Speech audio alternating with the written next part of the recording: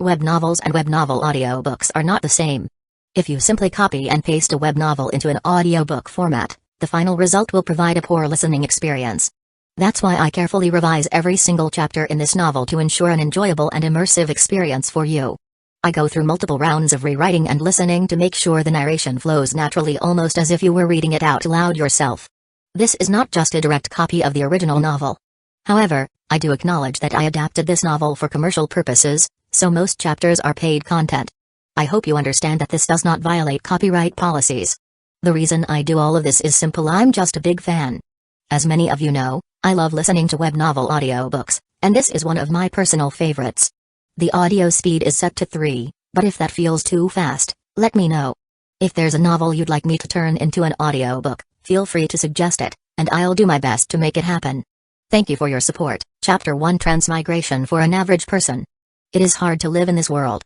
It is the truth. At a young age, we are taught that all people are made equal and that we can achieve anything with enough effort. Obviously, that was a lie. A lie inherited from one generation of losers to another. Not all people are made equal, and neither does enough effort equate to success. All we can do is fight for survival and hope for the best. Some are born intelligent, smart, strong, or even rich. And when everything comes together, we call these people extremely lucky. And for a person without any of that luck, for an average person, it is hard to live in this world. And Alex is the living representation of that. His luck in the genetic pool was bad, giving him a frail body. And he didn't even have the luck of having rich and supportive parents. Even then, with his slightly above average brain, he held on, trying to survive in this dog-eat-dog world.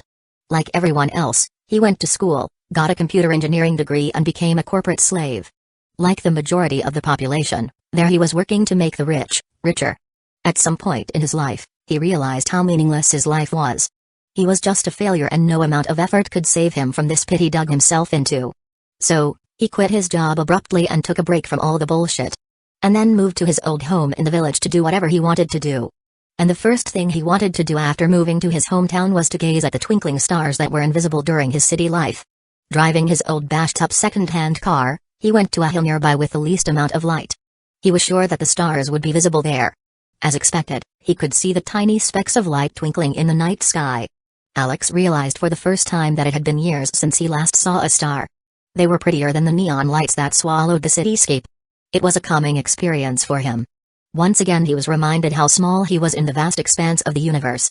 His lifetime and everything he did in that time frame would be synonymous with the life of a bubble. Fleeting and insignificant. Just as he was beginning to fall asleep, he caught some light flickering in the night sky. It was brighter than the stars and was leaving behind a trail in the night sky. Are they meteors, he thought. Or was it Starlink satellites revolving around the planet? Anyway, they were pretty. And unknowingly, at that moment he wished for a better future. Just as he made that wish, the light from the meteors intensified.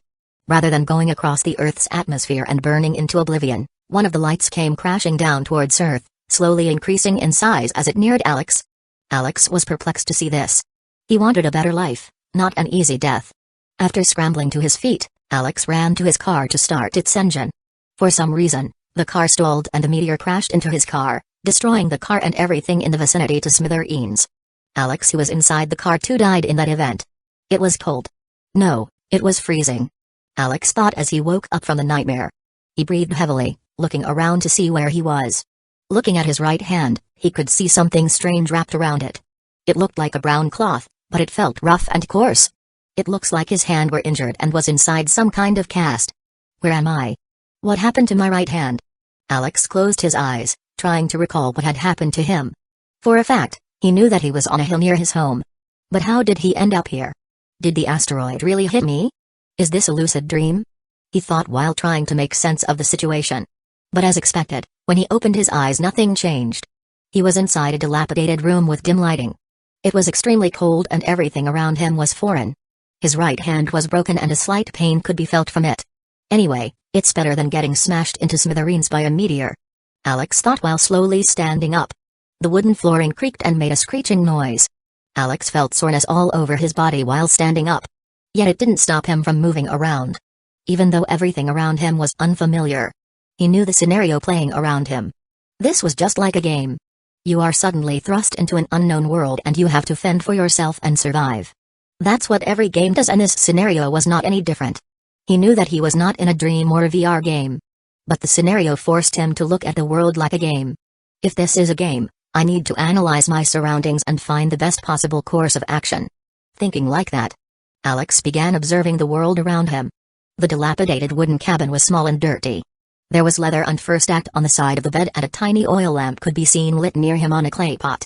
The clothes that he was wearing were also made out of some kind of animal leather, and it covered him completely, providing him with ample warmth. Looking at all that, Alex came to a conclusion. This place is ancient, and this might not be a place on Earth. Looking out the window, he could see tall trees and snow covering the whole area. It looked as if he was looking from a high vantage point. This wooden cabin was on a tree. Alex's thoughts were right. He was inside a wooden cabin made on a large tree. And this is also an ancient civilization. Then poor Alex came to a startling realization that he was really dead. Although he didn't know how long ago he reincarnated and how he lived till now. He was definitely inside someone else's body. Contrary to what was expected, Alex was relaxed when he realized everything. He was old enough to know that some things are beyond his control and there is no point in worrying about them anymore. If he was dead, he was dead. What more could he do about that? He lifted his broken arm up, making sure that it was alright despite moving it around. He made his way towards the door. What awaited him beyond that door was a new world for him to explore. And like any gamer, Alex really liked a new and exciting challenge. Chapter 2 Ability. Once he decided, it was easier for him to open the door. What greeted Alex was a large expanse of snow-white landscape. Everything was covered in snow. He was in a cabin secured up a large tree. Even though almost everything was covered up by snow, he could see some green leaves poking out. This was an interesting sight for him. Even though Alex was old, he never experienced snowfall before, and the trees he was seeing were also unknown to him. All his life, he lived in a small town in the tropical region. And seeing snow for the first time was a thrilling experience. A cold shiver went down his body with the added excitement. What were these trees covered in snow? Alex thought. Even though he wanted to be cautious while exploring this unknown world, he unknowingly veered off from his initial thoughts. Are you done with enjoying the scenery? Suddenly a voice came from his left side. Although it startled Alex, he kept his composure and turned to his left slowly. There he could see an older man with a long beard standing tall. He was wearing animal fur just like him. On one hand, he had a sharp sword-like object made from unknown material, and the other hand held tightly to a rope. Alex knew that any response he makes will reveal flaws. He didn't know who that person was or what relationship they had. So, he decided that he will let everything play out and talk as less as he could. He didn't want the other person to realize that he was someone else. Muru, what are you looking around for? I am talking to you. Let's move on if you are okay. You, breaking your arm has wasted enough time as it is. We need to go to the hunting ground fast. The kind but grizzly bear-like man said to Alex. Muru. Is that my name? Alex thought. As far as he could understand, the man just called him Muru, a weird word. And yet, he could perfectly understand what he meant even though the language is completely foreign. Was his biological brain compensating for what he doesn't know and feeding him information? Will he gain more knowledge as he comes across more and more familiar words? A doubt sprouted in his mind. Slowly he formed a mental image of his situation. As far as he knows, Alex or Muru is a hunter in an ancient civilization. Somehow he broke his hand and this bear-like guy was waiting for him to heal. That explains the plaster on his right hand. Broken hands are usually plastered like this. Now, Alex needs to move with the bear-like man to go to the hunting ground. After analyzing everything as best as he could, Alex nodded his head in affirmation. Okay then, get down fast. Your hand would heal before we reach the hunting ground. The special medicine made by our Mapan is good. I'm impressed by your ability to endure the pain despite this being your first hunt. It must have felt like your hand was on fire, yet you didn't even make a noise. Most medicines are like that, so try to not get injured again if you want to avoid the hellish pain. After saying that, the bear-like man jumped down the 50 feet tall tree like it was nothing. Alex stood there looking at the scene like a statue. But when he looked down, he could see that man safe and sound, dusting off the snow from his clothes. Was he superhuman? Is this really not Earth? Does this suicidal maniac expect me to jump down like that? No way in hell that I am jumping down like that. Alex thought while grabbing the rope ladder next to him. He slowly climbed down to ensure his safety. He followed the bear-like man who was now carrying a heavy bag on his back and sharp weapons. Supposedly, they were going to some kind of hunting ground. Only after reaching there will he know more. Alex was cautious of the bear-like man. When it came to humans, it was always better to be cautious. He learned that lesson the hard way in his previous life. Anyone would make a mistake once, but making the same mistakes, again and again, is something he detested doing. So, trusting a person he saw for the first time is impossible. Here, have some water. Looking at the panting Alex, the bear-like man offered a leather bag filled with water. Alex had seen the man keeping the leather water bottle close to his body. It might have been to prevent the water from freezing. But that doesn't mean that it was okay for him to drink from it. He felt that it would be unhygienic. Although Alex thought something, his actions were completely contradictory. He swiftly moved his hand to catch the water bottle and began drinking from it. A man must do everything he can to survive. Alex convinced himself by saying that in his mind. Your arm looks like it is fine. Remove the cast and be ready. We are nearing the hunting ground. You are about to be an adult Maru. So, take care of Uncle Mani in the future. Saying that with a smile, the bear-like man looked at Alex. For some reason, the man felt like family at that moment. Even with that horrifying appearance. That pure smile revealed his kind intentions towards Alex. He felt like he could trust this man. The instinct that usually warned him was saying otherwise. Being a jaded man from a different earth, Alex had seen and heard how cruel humans could be. So, he was a little skeptical at first when he saw someone else so willing to help him. He believed that the other man had some hidden motive in trying to help him. After all, modern society works on the basis of give and take. Nothing was really free. So, someone helping him would obviously want something in return. Goodwill? Does that even exist? It was this thought that prevented him from trusting that man. But now, seeing the pure smile, he could see the care and support given to him by that man. The grizzly bear-like man who was called Mani was really helping without any hidden agenda. And Alex felt like his instinct was correct this time too. A smile formed on his lips. He was so concerned about his survival and began judging this world based on all his preconceived notions. It was dangerous. He felt like he narrowly avoided a bullet. Seeing the smile forming on Maru's handsome face, Mani was also happy. After Maru lost his family, he was always a gloomy kid. He talked less and less after each passing year that he doesn't even remember the kid's voice. But now, seeing him smile pumped him with more energy. Let's go, the hill over there is where our hunting party will gather. Don't delay and come as fast as you can. I am going on ahead. Pointing to a hill, Mani began running. Because of his superhuman physique, he was fast and stable. He left behind deep footprints in the snow. Looking at the fading back, Alex also ran towards the hill. At first, he was feeling sore and weak. But after walking for hours, he could feel the strength returning to his body. His injury was long gone. He felt the warm blood flowing through his body and giving him strength. He felt like he could easily follow Uncle Mani. Making use of this strong new body, Alex ran after him, pushing his body to the maximum. For once, he truly felt free and unfettered. This was his second chance, a new beginning. He would live this life to the best of his abilities. The moment Alex made that decision, a burst of energy came from his brain, clearing all his thought. His senses expanded and everything became much more clear and defined. At that exact moment, an icon popped up near the left bottom of his vision. It was a familiar icon reminding him of the farming game he was used to playing. Is this my cheat ability? Alex thought. Chapter 3 Interdimensional Farm. For a moment, Alex was perplexed. But something told him that this game icon seen in his peripheral vision is real. It was a familiar icon too. Like a madman, Alex rotated his eyeballs around and finally, he locked onto it. It was an icon made up of low-resolution images of some vegetables and animals. It was the icon of a generic farming game that Alex used to play. Why was it here? He thought. If there is a button, it shall be pressed. Thinking that, Alex thought about clicking on it. Ding! With a sound of a bell ringing, Alex was transported to a different place. And looking around, he realized that it was like the game he used to play. Although some things were different. In the game world, he could just begin playing by exploring different places. But in this game-like world, all he could do was look at a measly 3x3 plot of land and think. Everything around him was grayed out or inaccessible to him. So, what can he do in a farming game without even a seed? And more importantly, how should he get out of this place? But by merely thinking about it, Alex appeared outside, in the real world. And the cold once again began piercing into his skin. Is this how this works? Let me try again once more.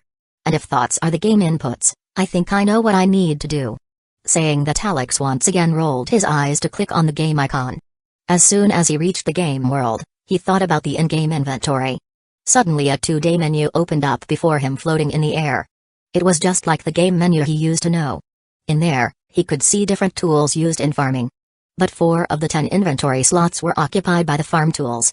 Anyway, that was a good thing. He now has a free pickaxe, shovel, watering can and scythe.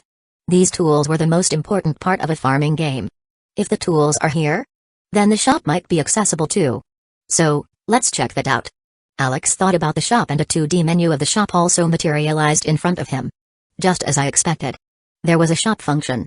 All the tools and seeds I need are here. Now, I even can buy and sell farmed objects to make farm points coin. Now let me see what seeds I should buy. Looking at the top right corner of the menu, he could see that he had about 100 coin. This much was enough to buy the worst quality seeds, I think. Alex knew that he had a 3x3 plot of land to use. That meant that he had 9 squares to plant. So, it was optimal for him to plant in all the areas he can with the money he had.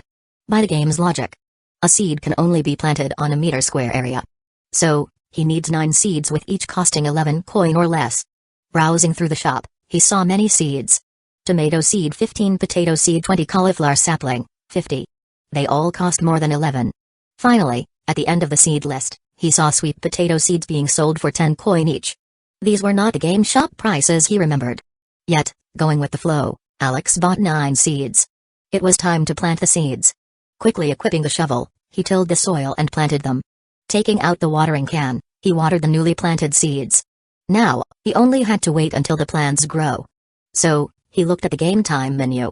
In the beginning, he forgot to look at the time. But when he opened the shop, he could see that the time was about 12 p.m. He only spent 5 minutes playing the game, yet it was already 5 p.m. Alex knew that this was because of how time worked in this game world. Day and night cycles, or 24 hours in the game world, were equivalent to 24 minutes in real life. A minute was equal to an hour. And a day in real life means 60 days in the game world. It was a nice perk. If everything goes as expected, I think I can get objects from the interdimensional farm to the real world and vice versa. And I have to find out if the inventory system of the game has this loophole. Alex jumped around in excitement. He soon exited the game world to find out if the loophole would work. Grabbing a tree branch nearby, he willed it to enter the inventory. And as expected, it went in and occupied a slot. It was easy as he imagined it to be. He willed again for the tree branch to appear in his arm. And it did without any delay. While at it, he also brought the shovel out from inventory. He was thrilled to see it come. This meant a lot to Alex. Although he was taking his transmigration as lightly as he could. He knew that there were many dangers around every corner of this world. He had to be ready for anything, now more than ever. Even though the interdimensional farm was not helpful right now, Alex could gradually use it to gain strength in this world. A smile bloomed on his face after thinking about all the things he could do. Now he had to quickly catch up to Mani. He wasted enough time here, and it would not be preferable to cause doubt in the fellow tribesmen's hearts. Quickly gaining momentum with his young body, Alex ran to the hill. It didn't take much time for him to reach there. Just as he reached the peripheral area of the camp, the scouts saw him. After identifying who he was quickly brought into the camp. The hunt will begin in a day or two. They were waiting for the prey to come to them. And they had many things to do before the hunt began. Alex, who was a kid going through the first hunt, was brought into the center of the camp where the other kids are staying. From there he had to select a weapon and get ready for the hunt to start. You won't know when the migrating animals would reach here. They had to be ready for everything. Chapter 4, First Harvest. It was just the beginning of the winter season. It was cold and harsh. And the worst has yet to come. Hunting before the climate could turn for the worse was a survival mechanism for the hunters in the Stonehead tribe. In the extreme cold below 0 degrees Celsius, animals will become less active and hibernate. Before that happens, the hunters need to gather enough food to survive the winter. And the best source of food they could procure was meat. Grazing animals of all kinds, eat and get fatter to survive the winter season just like humans. And by hunting these animals, the Stonehead tribe will have enough food to last the winter. This was their way to survival. And the tribe was ready to hunt again. Alex was also ready for the hunt too. He rested inside the camp away from prying eyes like the loner he was. And it was almost dinner time now. He was hungry enough to eat an elephant, yet he has to wait until the food is ready. Due to the hunt being a form of ritual and the hunters requiring to do hard work, the food would be lavish today. Or, at least that is what the Mani said to him. Ding. As informed, the bell rang from the center of the camp. It was dinner time. The sun has begun to set, shading the sky crimson red. It was a perfect view that he would have photographed if he had a smartphone. But how can Alex get a smartphone in this era? He was a bit sad about it. Nonetheless, it might have been for the good. If he had a smartphone, he would have spent more time trying to photograph it instead of enjoying the view. While enjoying the view, Alex walked towards the center expecting good food. But instead of food, what he got was a guy giving a long speech. The tribal chief of the Stonehead tribe was standing near a large bonfire giving a lengthy speech. He was wearing a crown made of wood and the teeth of fierce animals. He was talking about how great the tribe and hunters were and how noble it was to hunt for the people. Was he a politician? Alex thought. To provide for our tribe. Tomorrow, we show our strength in face of this insufferable cold and prove the worthiness of our existence. We will beat the cold, we will triumph over our prey, and we will ensure the survival of our tribe. The chieftain said with certainty. The hunt can never be a failure, or else the people who were depending on them back home would suffer the worst form of death. Whatever it may be, a politician, a hero, or madman sending his people to death. You can look at the chieftain in any way you want. But Alex agreed with his conviction and his words. It was better to ensure survival, and it was better to contribute to ensuring survival. Even though these people were uneducated by modern standards and had different core values than himself, Alex felt like he could have a common ground between them. After giving the long speech, the chief finally returned to his chair in the center of the camp. 6 people wearing different clothing rose from their seats just as the chief sat down. They walked towards the bonfire and stood in front of the tribe. They were the 6 best hunters of the tribe. They each represented a team of hunters using different weapons. Towards the leftmost side, Mani could be seen holding a large sword made out of thick bones. It looked more like a piercing weapon rather than a cutting or a slicing weapon. He was the leader of the swordsmen of the Stonehead tribe. Near him were other people carrying spears, bows and arrows, hammers, axe, and shields. It was obvious from how they conducted that they were important people. Seeing Mani among them made Alex reconsider how he treated him. These towering figures stood in front of the bonfire for a moment without speaking a word. It quietened the atmosphere. Even the rowdy kids stopped talking. After gaining everyone's attention, they lifted their weapons in the air. For the tribe. They roared before smashing the weapons on the ground. It was a thunderous roar that awakened the primal instincts inside the audience. Even Alex felt his heart beating powerfully with each passing second. For the tribe. The audience roared with them.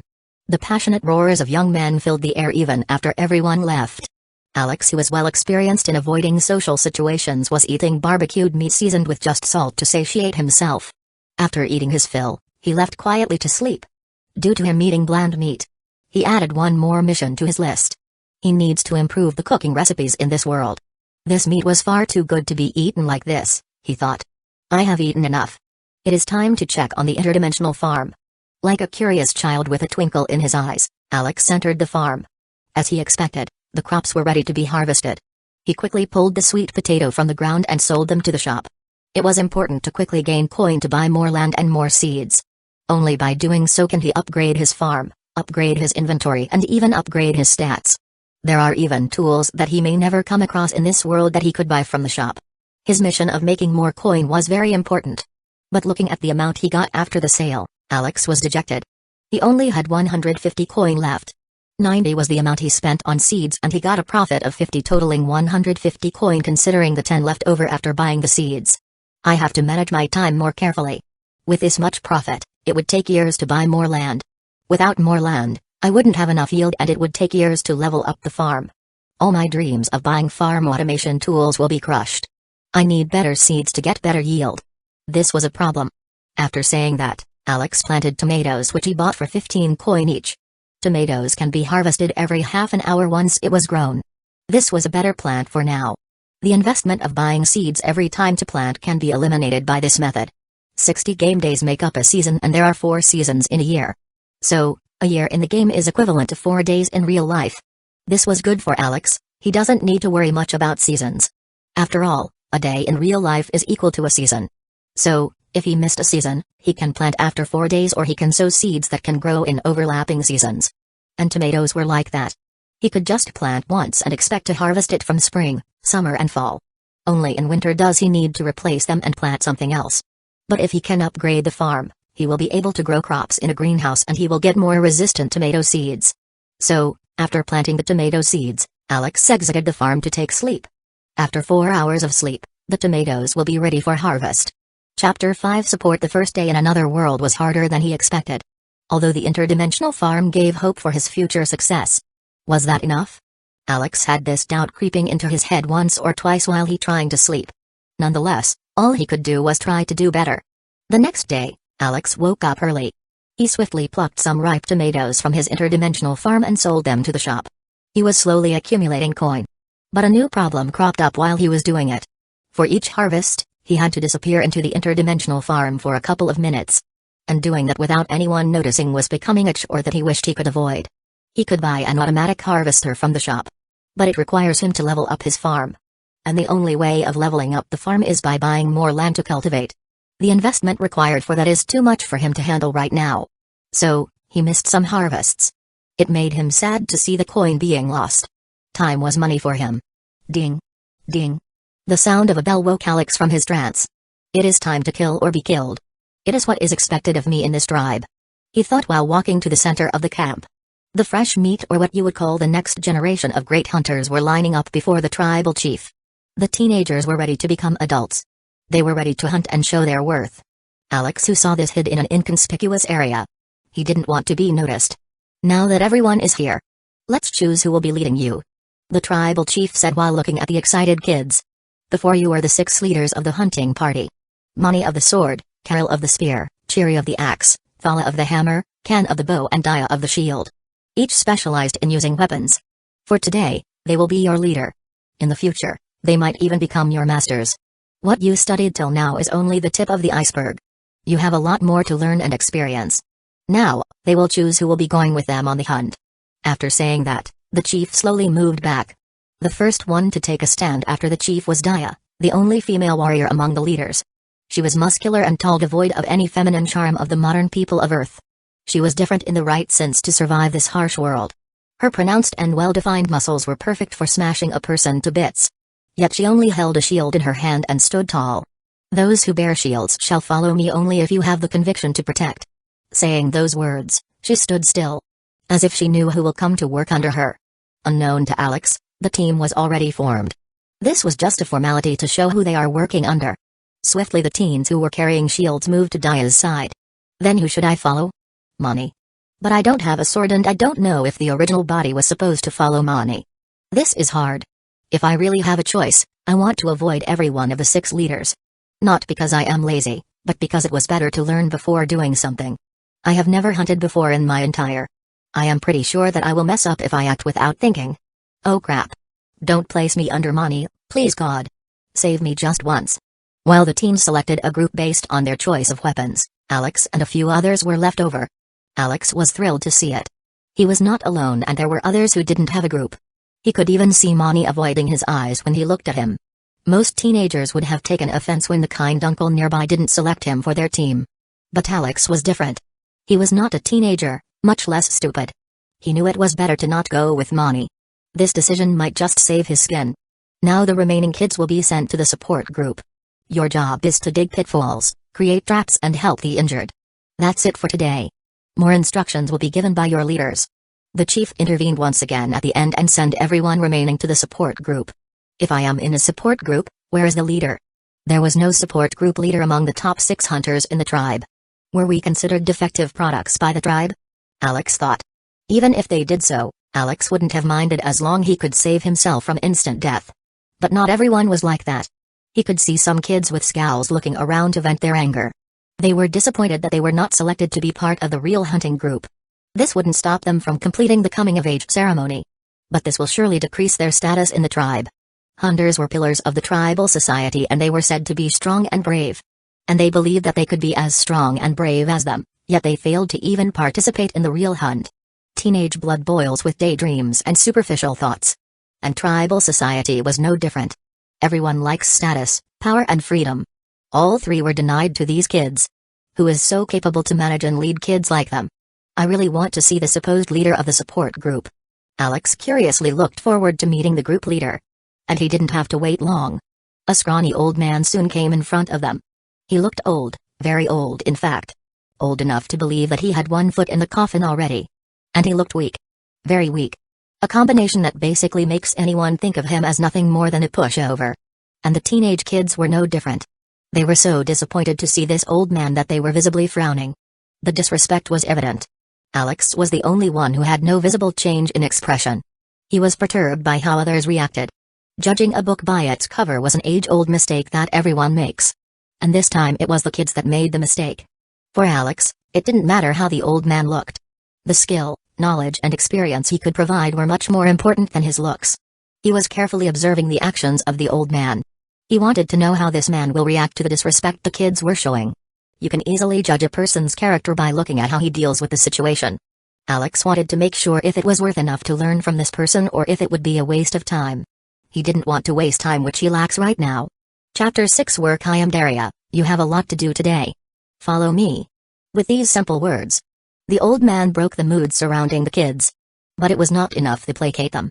The kids were in denial and failed to understand how serious the adults were. Instead of sending them to immediate death, they were giving them a way to contribute to the hunt. We don't want to. We are strong enough to hunt on our own. Why should we be part of the support group? An angry kid in the group voiced his concerns. Many followed suit by nodding in support. They too were fed by how the adults treated them. The promise of glory and status were all out of their grasp if they joined the support group. How can they be satisfied with that? Watching the kids rebel. A small smile bloomed on his old face.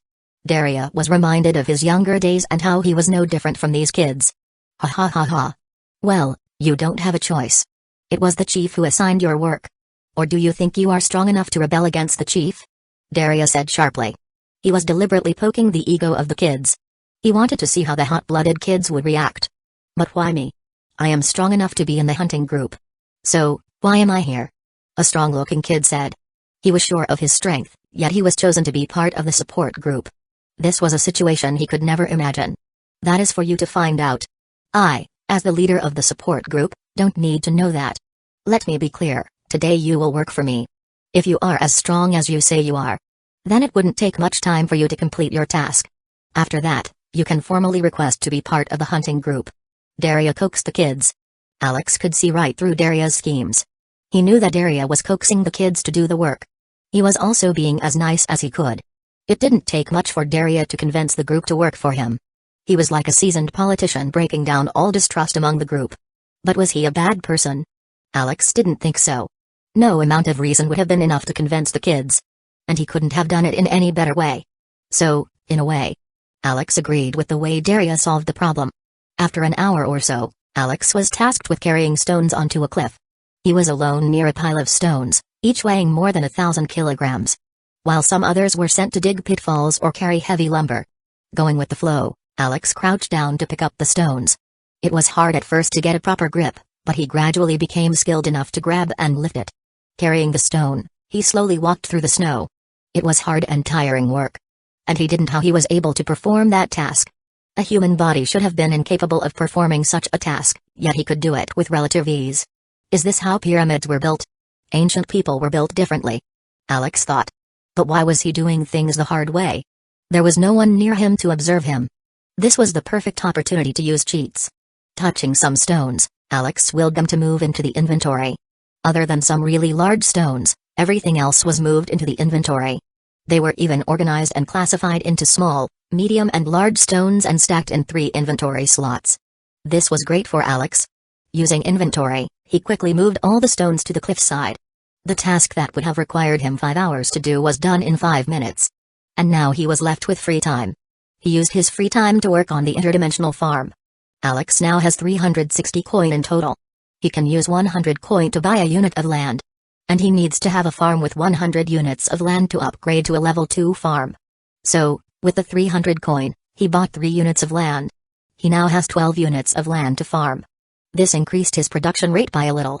He exited the farm after doing that. Now, he was ready to conduct some experiments. He has been looking at the interdimensional farm as a different world altogether. Yet he could somehow use the inventory function in the real world and can import materials to and fro each world. This caused doubt to arise in his heart.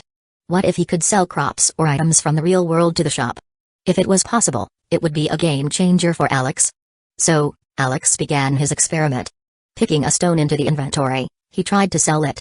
And as expected, he could not. Stone was not considered valuable by the shop to sell and buy. But this didn't stop Alex from trying all kinds of stuff. He tried selling snow, soil, dried leaf, leather clothes and even a tree. And only clothes and trees were the valuable things he could sell. You might be wondering how Alex sold a tree, right? He took out his axe from the inventory to chop down a tree and sell, like the crazy person he was. And he was successful. The small leather piece made him 10 coin and a tree gave him 100 coin. This was great news. If he could chop down 100 trees, he could level up his farm. This could help him farm in a 10 by 10 area, giving him a large amount of profit. So, with that in mind, Alex ran around chopping trees like a madman. But he soon realized that he could only sell a tree of a kind to the shop.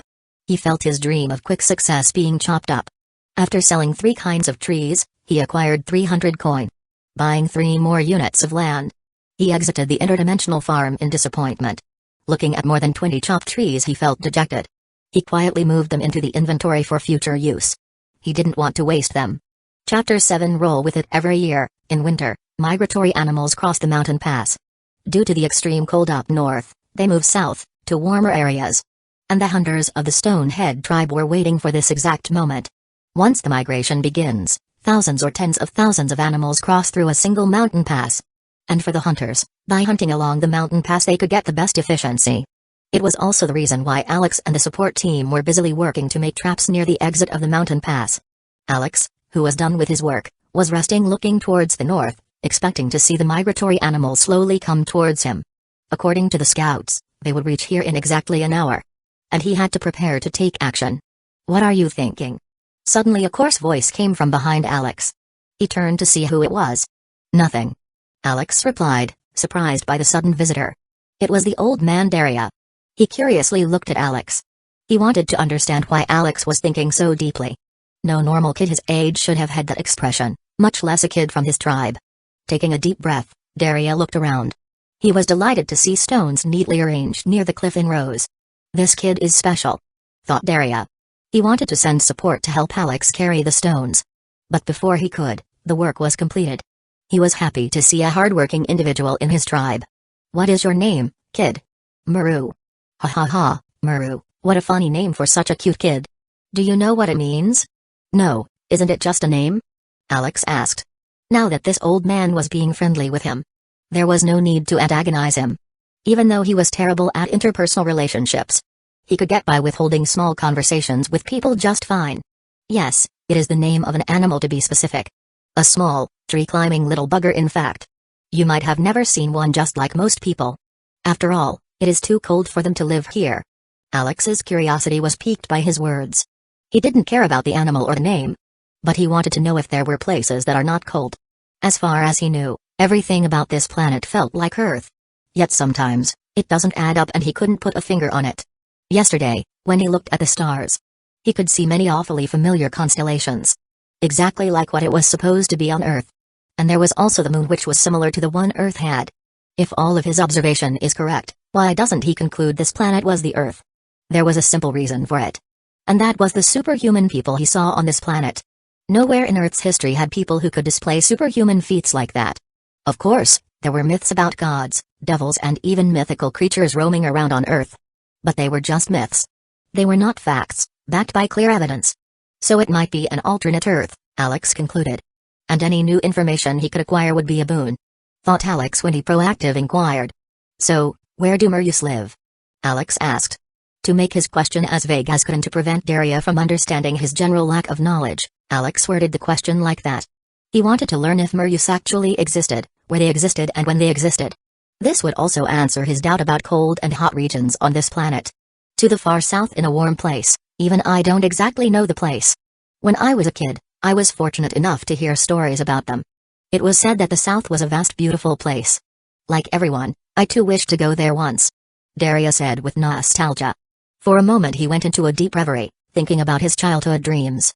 Even though most of them were unfulfilled, this didn't make him sad. In fact, it made him stronger by remembering that this was the life he chose. And he was satisfied by it. If the South was that beautiful, why are we living here? Wouldn't it be better to live there? In a warm and beautiful place without fearing the cold. It is not as easy as you imagine, kid. In the future, you will understand. He said looking straight at the horizon. Alex too turned his sight towards the mountain. In the distant snow-covered mountains, they saw many small black dots appearing. At first, the dots only numbered a couple of dozen. But soon, hundreds of black dots began appearing in their vision. The herd is here. Wait for my signal before rolling these stones down. We will spook the herd into moving towards the small path on the southwest side. This way, we can reduce the number of prey and focus on hunting them. Do you understand what I am saying? Daria asked with a small grin. Yes. Alex didn't know what the whole plan was. But he could see that they had one in place. That was enough assurance for him to believe that the hunters would be successful. For generations, they might have hunted in this region and any knowledge they have would be greater than what he knows. Alex was humble enough to know that he is the most useless among the hunters. It was better to be safe than sorry. So, he went along with their plan. As a person who had never killed an animal before, he didn't even know if he had it in him to kill a large animal. But he was sure that if push come to shove, he wouldn't mind being a little cruel to survive.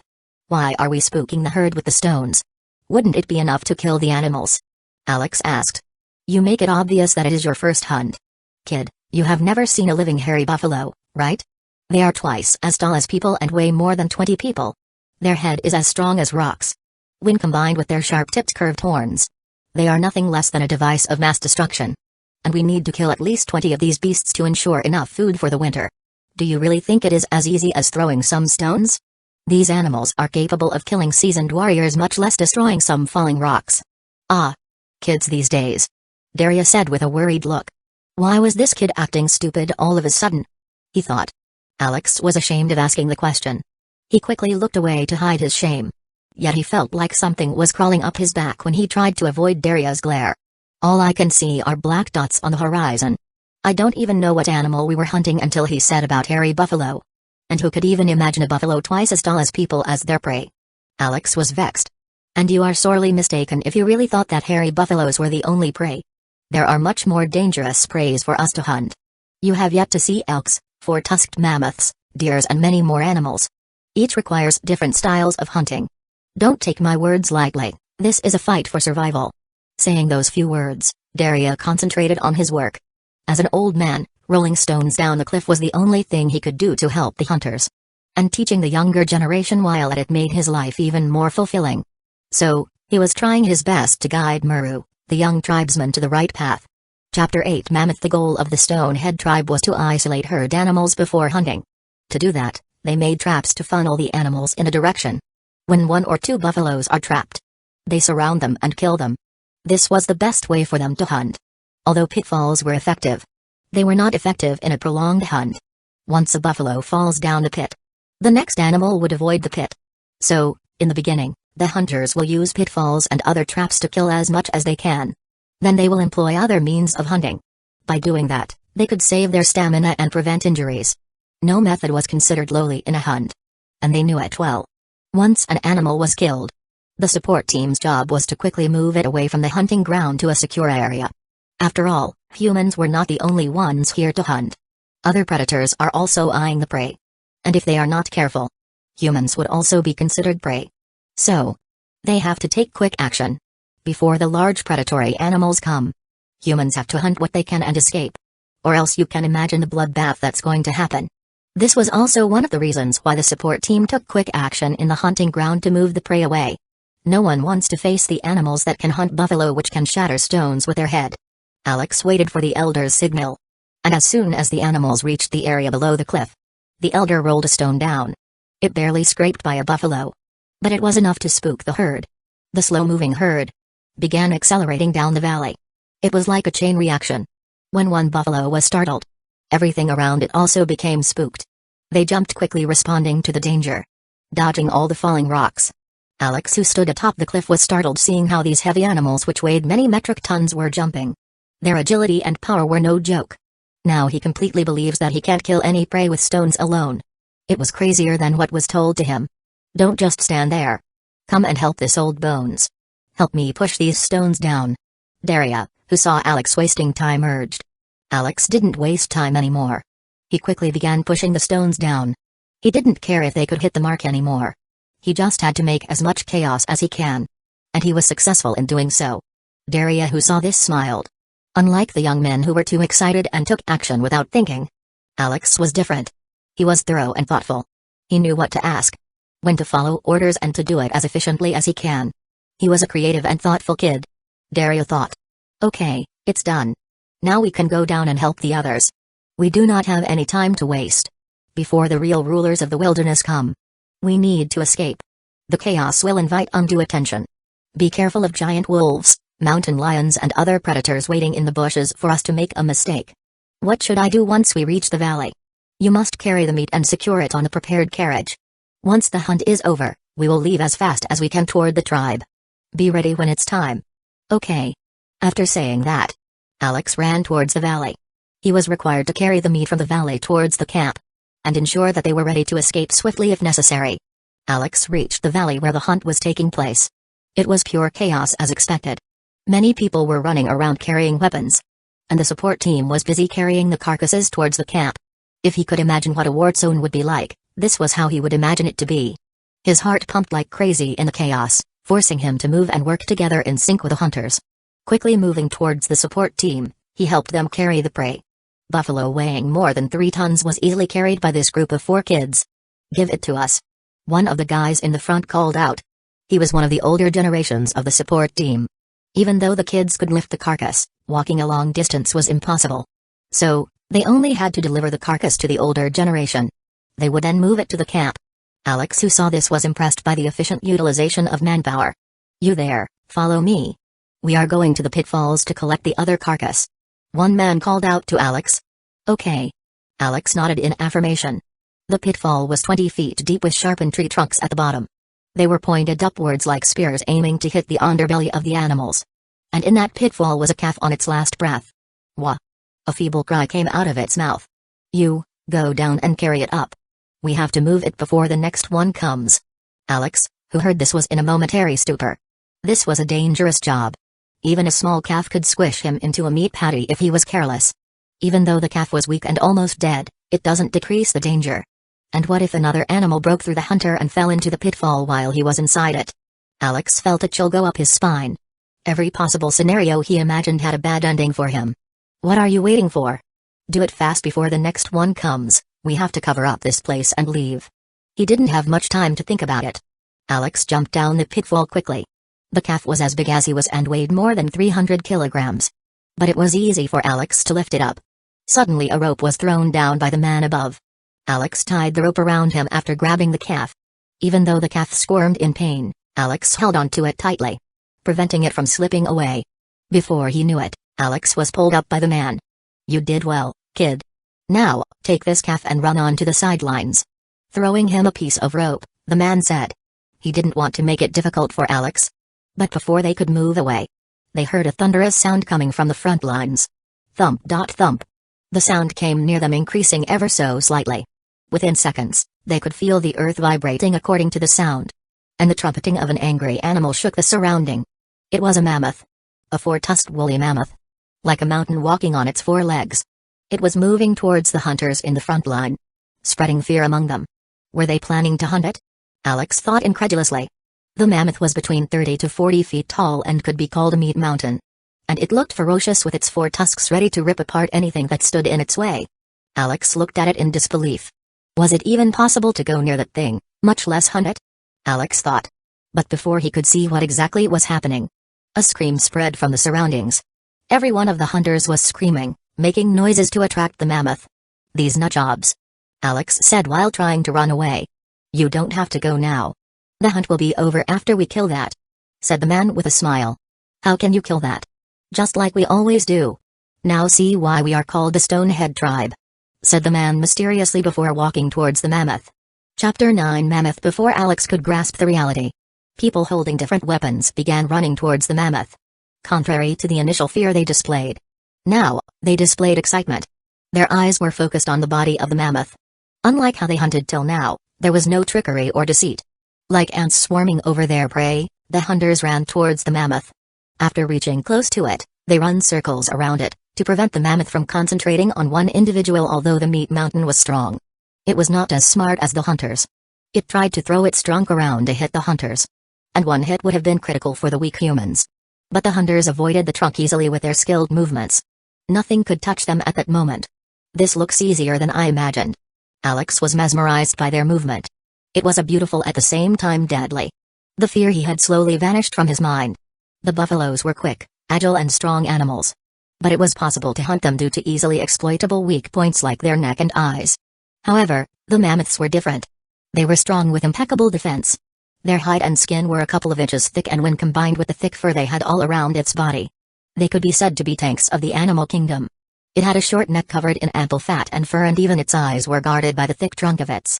So, it was obvious why even when the hunters circled around the mammoth and avoided it, they were incapable of harming it. They were there to capture its attention and prevent it from acting wildly. For a moment the beast and hunters in a standstill, neither attacked nor retreated. But on cue, an arrow blazed past the hunter, towards the mammoth. The arrow was aimed at the eye of the mammoth. If it was an ordinary animal, even an elephant, that arrow would have surely blinded the beast. But the four-tusked mammoths were different. It did something unpredictable. Like a bolt of lightning, the trunk moved to intercept the arrow. Before the arrow could reach its mark, the mammoth swatted it like swatting a fly. It was not even bothered by the attack. However, it sparked the retaliation of the mammoth. Without considering what was happening, the mad animal began running forward, threatening to run over anything that stood in its path. It was a horrifying sight. Alex, who saw this, quickly moved back with the calf. At that exact moment, he also saw 6 people running towards the charging mammoth. And at the forefront of the crazy 6 was Dia, who was holding a shield. Alex, who saw this, was perplexed. Did they really think that she can stop an animal weighing more than 30 tons with a scrawny old shield? Besides that, it was running forward with a velocity of more than 10 meters per second. Basically, the impact force from the mammoth would be greater than a couple of sticks of dynamite exploding on your face. Long story short, she is dead for sure. Watching the craziest thing he could ever witness, Alex ran away.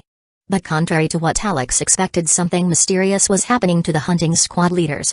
They were shining in a gray light. Their bodies were enlarging slightly and their muscles flexed outwards, giving them a beastly appearance.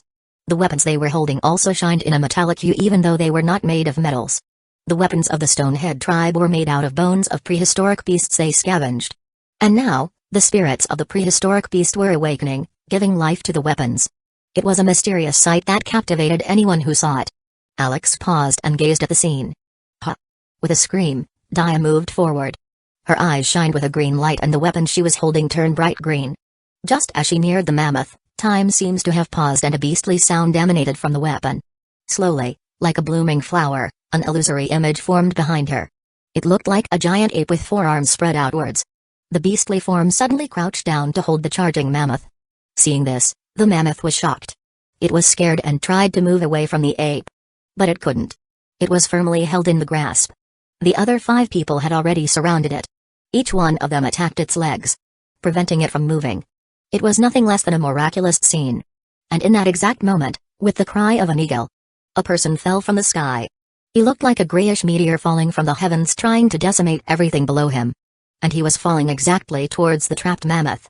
It was the chief of the Stonehead tribe. He was falling towards the head of the mammoth. Unlike 6 leaders, he had no weapon in his hand, nor did he have any defensive equipment. It looked like he was proclaiming that his body was his best weapon.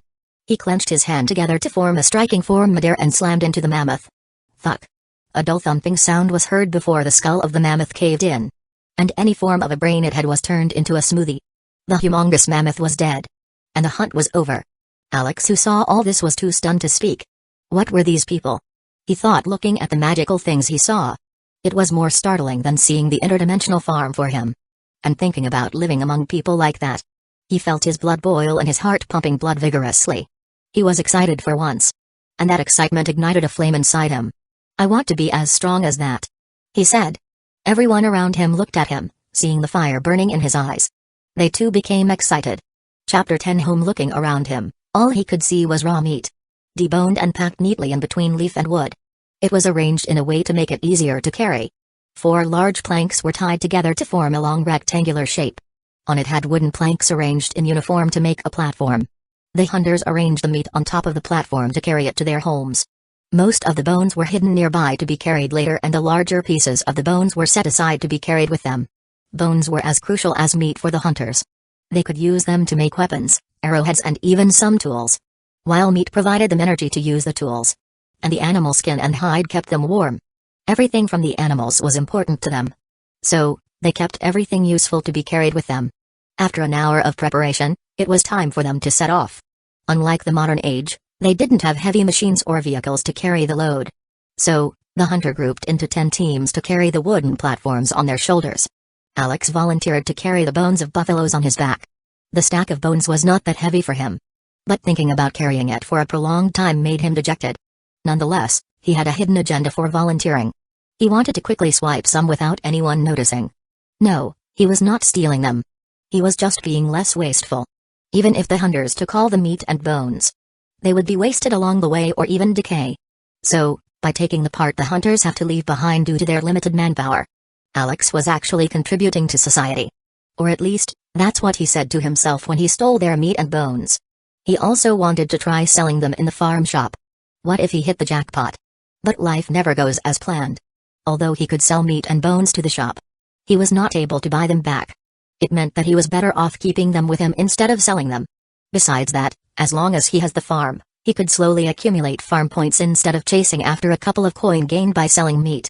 So, Alex decided to store the meat and bones in the inventory. Among the 6 empty slots he had, now it was filled with large stones, wood, meat and bones. Now he was left with only 2 inventory slots. It took a long time for the hunters to reach their homes. More than 10 hours in total of intense marching.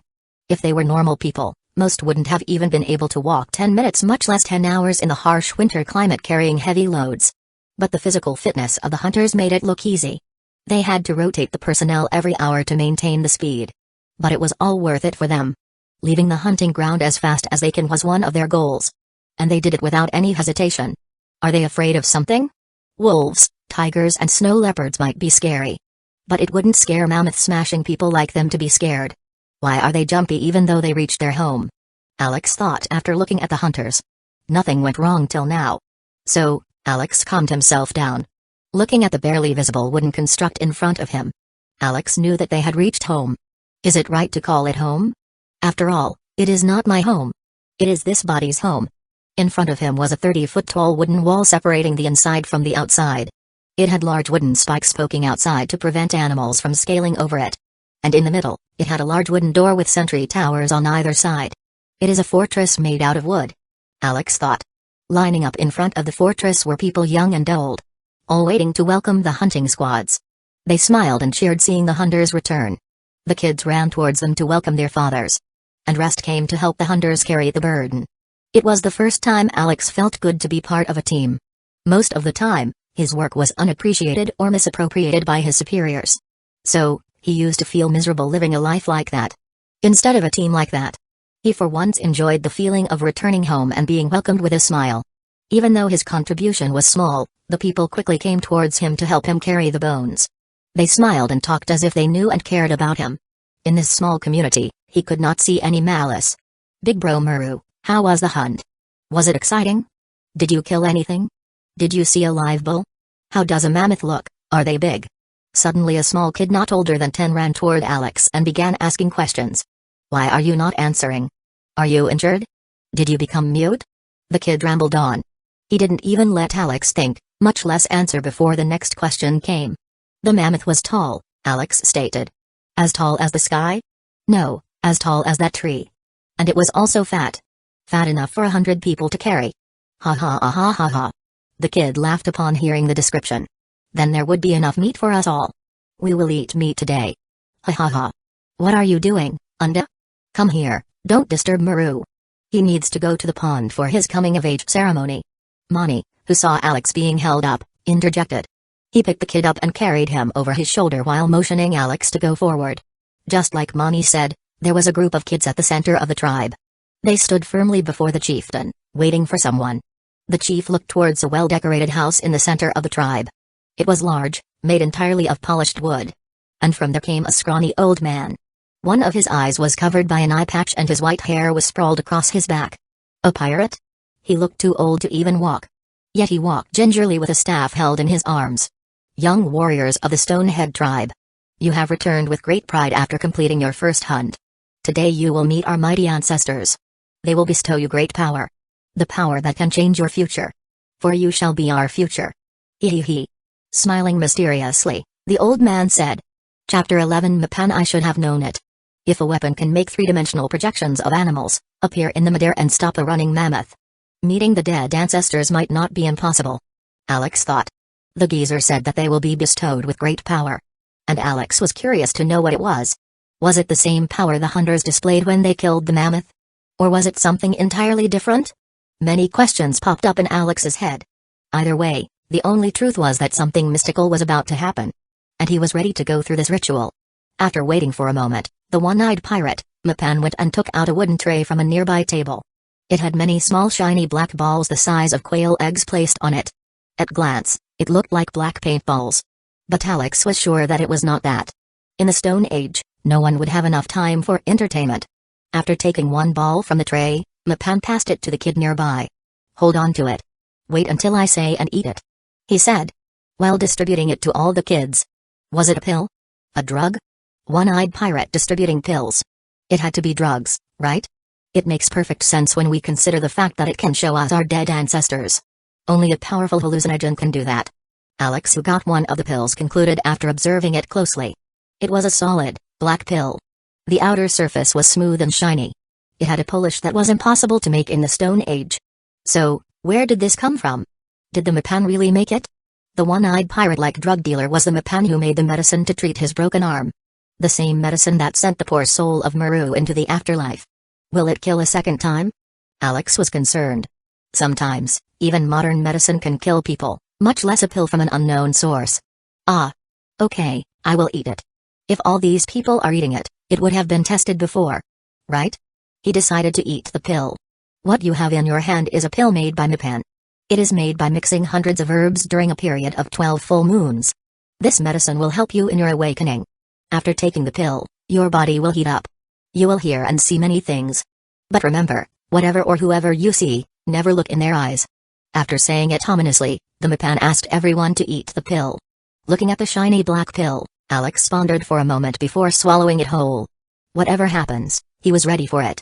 As soon as he ate the pill, the world went dark.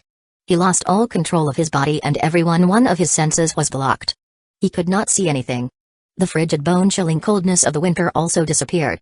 There was no sound all around him.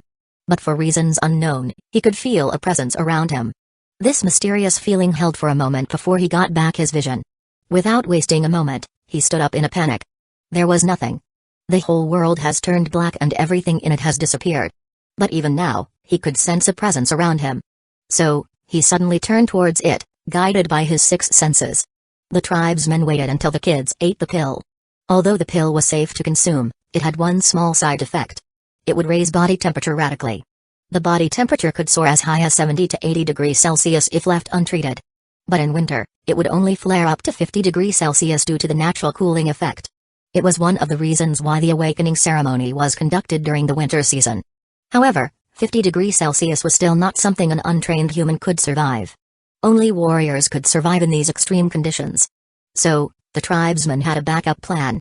One by one, people came to pick up these kids. They carried them on their backs towards a large pond in the middle of the village. The top layer of the pond was frozen. But a hit from the chieftain smashed the ice, breaking it up into smaller pieces. They quickly removed the ice layer from the top and began submerging the kids in icy water. This would offset their body temperature and cool them. And it would also increase the absorption rate of the medicine.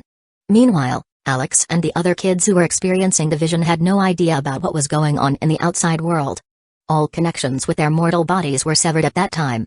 Alex, who saw the smoke-like figure, quickly looked down. He didn't care if the figure had eyes or not.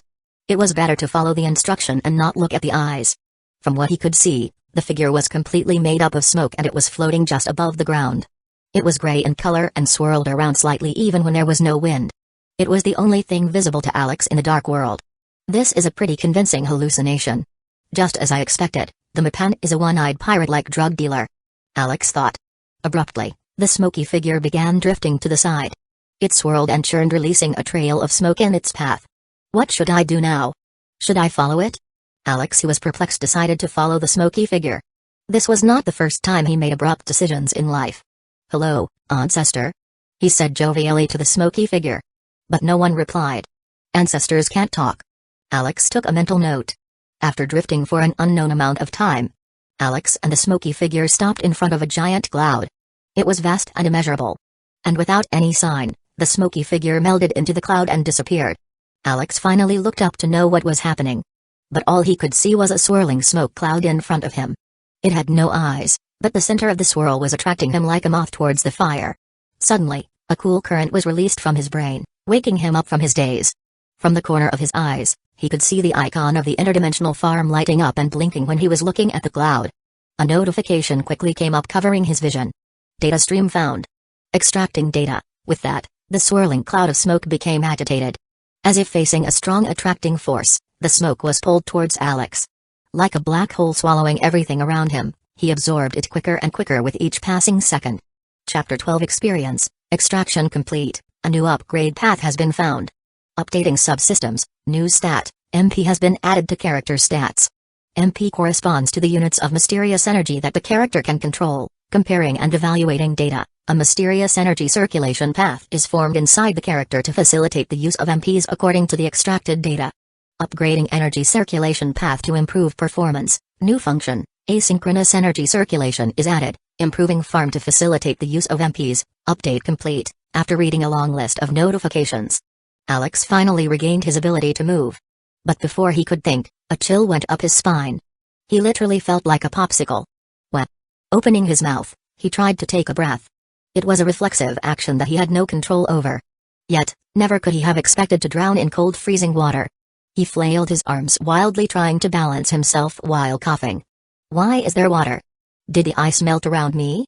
Alex, who didn't know that he was transported into a pond, thought. It didn't take too long for him to understand his situation. Quickly standing up, he looked around. The pond water was only up to his knee. It was impossible for him to drown in that. Just as he stood up, Mani, who was nearby, came towards him to give him dry clothes. Alex, who felt the cold piercing into his skin, got off the water and took the clothes. "Thanks, Uncle Mani," he said with gratitude. Only then did he notice the three kids shivering nearby. They were drying themselves sitting near a freshly lit bonfire. Alex, who saw this, quickly went and sat near the fire. Normally, he would have avoided any and all social contacts. But now that he was in this situation, he chose to go with the flow. "Can I sit here?" he asked one of the three kids. And the only girl among them replied coldly. "If you want, sit," she said. "We thought you were mute. How can you talk now?" the tall muscular kid said. "Stop it, Boca. Be polite towards others," the slender kid next to him reproached. "Who are the others? Isn't he from our own tribe?" "That's not the point, dumbass. Sorry, Muru, he is a little slow. Please bear with it. You can sit next to me. As one of the people who awakened the fastest, we will be one of the best warriors in the future. So, let's be friends," the slender kid said kindly. "Who are these brats? Friends without even knowing names. If you want to be friends, brats, you should introduce yourself." Alex wanted to say this directly to the kids. But he chose to be an adult and be polite. "Who are you?" he asked, politely. Alex, who was clueless, thought it was okay to be direct. "Look who is polite now. He doesn't even remember our name," the brawny kid, Poca, said sarcastically. "Ah. Ignore him, Muru. He is Boca, a hammer wielder. I am the Aspira wielder and she is Canala sword wielder. And I am Trum, an axe wielder." Another shivering kid came from the side and introduced himself. "We four are the best of the younger generation." They smiled and said. "Now that you beat Trum in awakening, we can say that we five are the best of our generation," he said proudly. They had an aura of a leader. From just a glance, Alex could notice it. It also meant he was the strongest among the four. It was given considering that this was a tribal society. Usually, leaders are assholes. In his past life, every leader he knew was an asshole. So, it was reasonable to believe that this smiling kid called the might be a convincing believe no word but act as if you agree with everything jutsu, he thought. Alex activated his survival mechanism. He nodded affirmatively to everything that these said while completely ignoring it. And as a side effect, he got new friends and became part of the group. Meanwhile, he looked through the interdimensional farm notification once again. Data stream found, extracting data. These were the first notification he had seen from the interdimensional farm. Alex had thought that there was no notification system for the farm. But now, it is proven that it was a false assumption. There was a notification system and it only activated on rare occasions. And the more important question: how did the farm interact with his hallucination? As far as he knew, the farm suddenly activated when he gazed at the swirling sea of smoke. Alex was mesmerized and almost became enchanted by the smoke at that moment. It was a dangerous situation. And then, the farm acted like a protective mechanism preventing an unknown entity from interacting with his consciousness. After that, instead of Alex, it interacted with the entity that it named as a data stream. And finally, after ingesting the new data, a change was triggered providing him with new functions like MP and asynchronous energy circulation. That was the summarized version of the incident. But Alex had many unanswered questions. Awakening was a mystical ritual that helps youngsters of the Stonehead tribe awaken an ability inside their bloodline. It had nothing to do with the interdimensional farm. And the pill made it possible to go into a deep enough trance to interact with an unknown entity. Somehow the farm hijacked this process to interact with unknown entities and acquired new knowledge. And the body modification stage to make new energy circulation pathways might be the cause for increasing the body temperature. Now, the pieces were beginning to fall into their place. But he still felt that something was missing. I saw stone giants, all around me. As far as I could see, there were giant stone figures quietly standing. Then I remembered Mappan saying, to not look at their eyes. So, I quickly looked down. It was then that they began moving towards me. And it became very crowded really fast. I couldn't move an inch. It almost felt like I would die being squished between them. Then I woke up. This was my experience. They said. Everyone looked at him odd. Most of the kids had only seen a couple of stone giants in their vision. But he had seen a sea of stone giants. They became envious of his talent. It was said that the more giants you see, the better your talent was. Everyone wanted to be talented. Most of the kids have now awakened and it was almost time to finish the ritual. But Alex, who heard the experience described by the kids, was perplexed. Why was I the only one who saw a smoky figure? He thought. Chapter 13 Mysterious Energy. Somehow Alex was different. From among the kids who described their experience, he understood that he was different. Is it a birth secret? Usually, that was the case. To experience something completely different from the tribesmen, he had to be different somehow. But in his case, there could be other reasons to be different. After all, the real Maru is already dead and he was occupying the body. So, instead of the bloodline, the change in their soul might have caused him to have a different experience when he awakened. Or else it might even be due to the interaction of interdimensional farm. Anyway, Alex lied through his teeth when asked about his experience. He didn't want others to notice that he was different. Poka awakened before Alex and he saw hundreds of stone giants in his vision. And Shum, who awakened after Alex, had only seen 100 stone giants. This gave Alex a baseline for him to perfect his lie. So, he said he saw 200 stone giants when he awakened. As expected, he was not caught for lying. You have learned something that can never be taught. Your life is about to change. As the awakened warriors of the Stonehead tribe, let me welcome you warmly to celebrate your coming-of-age ceremony. Everyone, raise your glass and drink. Mappan, the one-eyed pirate with a penchant for drugs, said. Alex curiously took a sip of the weird liquid. And he was happy to realize that it was a kind of fruit wine. It was not filtered properly and had some impurities. But overall, it was sweet and quite mild. It was a good drink. How did they make it? How healthy and hygienic was it? He didn't know, yet he drank it like usual. This is a medicinal wine made by me for today. This will help you in feeling the mysterious energy inside you. Close your eyes, calm yourself and take a deep breath. Feel the energy inside you and its flow. More important than knowledge is the feeling. Try to immerse yourself in that feeling. Can you feel it? A slight warmth all around your body. Like warm water flowing through your body. Mappan asked. He was closely observing the crowd. The 50 or so newly awakened kids had their eyes closed, trying to feel their energy. Alex too did it. He wanted to feel what the heck imp he was. Don't worry if you can't feel it right now. The energy within you is small, like a flickering candle when compared to your predecessors. But don't worry. Just like how we train to control and increase muscles, we can slowly train to control and increase the energy inside us. And only when we use the energy in tandem with our muscles can we express its full potential. Alex heard everything that Mappan said. But his experience was completely different. Just as he ingested the wine, he could feel the warmth spreading throughout his body. The cold disappeared within moments. And the torrent of energy was by no means small. It flowed through his blood vessels into his muscles and towards his skin and bones. It almost exited his body before returning to the center and into his blood vessels. It was a completely involuntary action. There was no need to control it at all. But what if he could control it? A sudden thought popped up in his mind. This thought spread like poison in his mind, finally forcing him to move the energy consciously. And just as he expected, he could move the energy from one part of his body and concentrate it on another part. However, it was not enough to quench his curiosity. He slowly tried to move the energy outside his body. When every one of his peers was trying to feel the energy, he was looking at his palm trying to force a little bit of energy outside. And he did. However, he quickly regretted doing it. A thick plume of smoke came from his hand before quickly disappearing. He looked around to ensure that no one noticed his peculiar situation. But, he could see the eyes of Mappan staring at him. He noticed it. Didn't he? Too cold. Huh. Even vapor from my breath looks like a cloud of smoke. He said softly. Mappan, who heard it, was unperturbed by his words. He walked gingerly towards him carrying a cane and said, Muru, come with me after the ritual. We have to talk. Am I in trouble? Alex thought. I really didn't smoke it, sir. He wanted to say it. But the Mappan walked away as fast as he came. Most of the tribesmen were surprised to see his action. They never expected Muru to awaken properly, much less to be one of the quickest to awaken. Now, he even caught the eyes of the Mpan.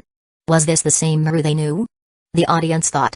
After that and a mini tutorial on what energy is and how to use it, the ritual was finally completed. Now the kids can be called adults and they could join the hunting group officially and take part in any hunts. With that also came the responsibility to help the tribe. They were also required to take part in certain hunts. After having a lavish dinner, everyone went their own way. Alex was also ready to leave. But he didn't know where his home was. So, he did the only thing he could think of. He went to the house of Mpan to ask why he was called. And to find more information about this tribe. The house of Mpan was in the center of the tribe, near the pond. It looked completely different from all the other houses in the tribe. It was large and spacious with decorative pieces on either side of the entrance. It had drawings of animals in red and white paint all around it. Unlike what you expect from a Stone Age tribe. The drawings were detailed, showing different animals and each of their peculiar features. It had a human figure drawn near them for size comparison and other tools and equipment lined up near them. It felt more like a textbook than just a drawing to Alex. That might be their intended purpose. He thought before entering the wooden house. Chapter 14 Keepsake in his home, Mpan was smoking something when Alex walked in. He promptly invited Alex and gave him a seat. The seat was a thick wooden stump shaped and polished to make a chair. Do you know why our tribe is called the Stonehead tribe? Mpan asked while gazing at a stone figure in his house. It was a circular single-room house, everything in it was in plain sight. And the stone figure was placed near the east corner of the house. It is because of the nature of our power. The mysterious energy that we control helps us strengthen our bodies and increases our defense. For a moment, we embody everything that a stone is. A body as strong as the stones are a gift given to us by the great guardian spirit. Mpan walked to the stone figure before continuing. And when the first chief of our tribe used this power to headbutt a mammoth and smash its skull, we became the Stonehead tribe. For generations, our tribe seek knowledge from the guardian spirit to awaken our younglings. What you experienced during awakening was a vision connecting your spirit with your guardian spirit to transfer the knowledge that cannot be taught. It was the only way to gain that knowledge. No human can impart that knowledge through words. You have to experience it to understand it. Therefore we seek the guardian spirit that resides in our bloodline. We go through the process of awakening every year to make our tribe strong. To make our future generations thrive. Now, do you know why I called you here? Mpan asked. Yes. To ask me about my awakening. Alex replied vaguely. He didn't specify his experience during awakening nor did he explicitly say that he didn't see any stone giants in his vision. Huh. Mpan chuckled. Kid, don't be cautious. Sometimes you need to take a leap of faith. Don't always hide your thoughts. I might be able to help you. Just like how you might be able to help me in the future. Mpan said after seeing Alex put up a mental guard. He could see the impenetrable defense Alex had against everyone. And he was considerate enough to understand this and deal with it. Even then, Alex stayed tight-lipped. He was caught red-handed and he didn't have a way out. Once again he felt like a little kid. Ha ha ha ha. Still being as guarded as ever. I really want to add you to our trading caravan. We need a cautious skeptic like you in our team. It's good to not fully believe in the words of others. While he was talking, Mpan rummaged through the room to pick up something. It looked like a small iron coin. It was smaller than a thumb in diameter. It had a circular hole through the middle and some things were written all across in an unknown language. Mpan took this coin and gave it to Alex. This was left behind by your father. He wanted me to give this to you when you are an adult. As promised, today I am handing over this keepsake to you. My father. Yes, your father. Mpan paused after that. Taking a seat on the wooden chair nearby. He asked. Are you willing to listen now? As I said before. This will be helpful to you. And the only prerequisite is that you hear me with an open mind. Hearing the old man complain. Alex knew that his methods were wrong. In a small tribe, everyone knew about everything. And as an elder and the only shaman in the tribe, Mpan might be the most knowledgeable of them all. How can he not know about things that happened to Muru? Alex realized that his origin might not be as vague as he had thought. He was just entertaining Alex when he lied. After realizing this, Alex was ready to have a good conversation. If so, let's have a good talk, Mpan. Alex said with a smile. Ha ha ha. Finally, you are acting like one of us. I almost thought that a ghost possessed you or something. Okay. Where was I? We were discussing something about your father. Yeah, he is not from our tribe. It's as simple as that. You made it hard for me to say it. But that's the truth. As expected, it was birth secret. So, It might also explain your weirdness. I prayed for you to have the guardian spirit of your mother's side. But when you release the smoke from your palm, I realize that you have the guardian spirit from your father's side. Mapan breathed in a plume of smoke from his pipe before saying, the power you gained. It is just like the smoke from this pipe. It bends and flows and at times interacts with the environment around it. It was a weird power befitting its weird users. I don't know if your father fully understood it. But one thing was for certain, he was sure that he barely scratched the surface of what that power could do before he died. And what I wanted to say was that your father released a reddish smoke instead of the grayish smoke that you have. That's all that I know. I believe this information would help you in the future. After saying that, Mapan silently observed Alex. Alex lifted his head and made eye contact with Mapan. Thank you for sharing this knowledge with me, he said with sincerity. So what should I do when others ask about my spirit guardian? Should I continue to lie or can I say the truth? Alex asked. It's up to you to make that decision. And the truth is that no one would notice it until you reach the full body strengthening stage. Only then can you fully materialize the body strengthening on a scale that would be obvious from a glance.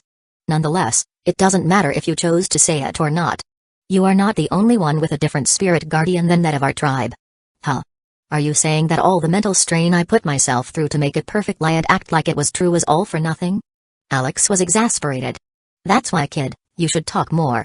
You would have known that if you had interacted with your peers a little bit. After saying that, Mapan looked at Alex like he was a lost cause. Alex, who saw this, felt ashamed. He wished to vanish from the face of the planet than to stand there and experience the shame.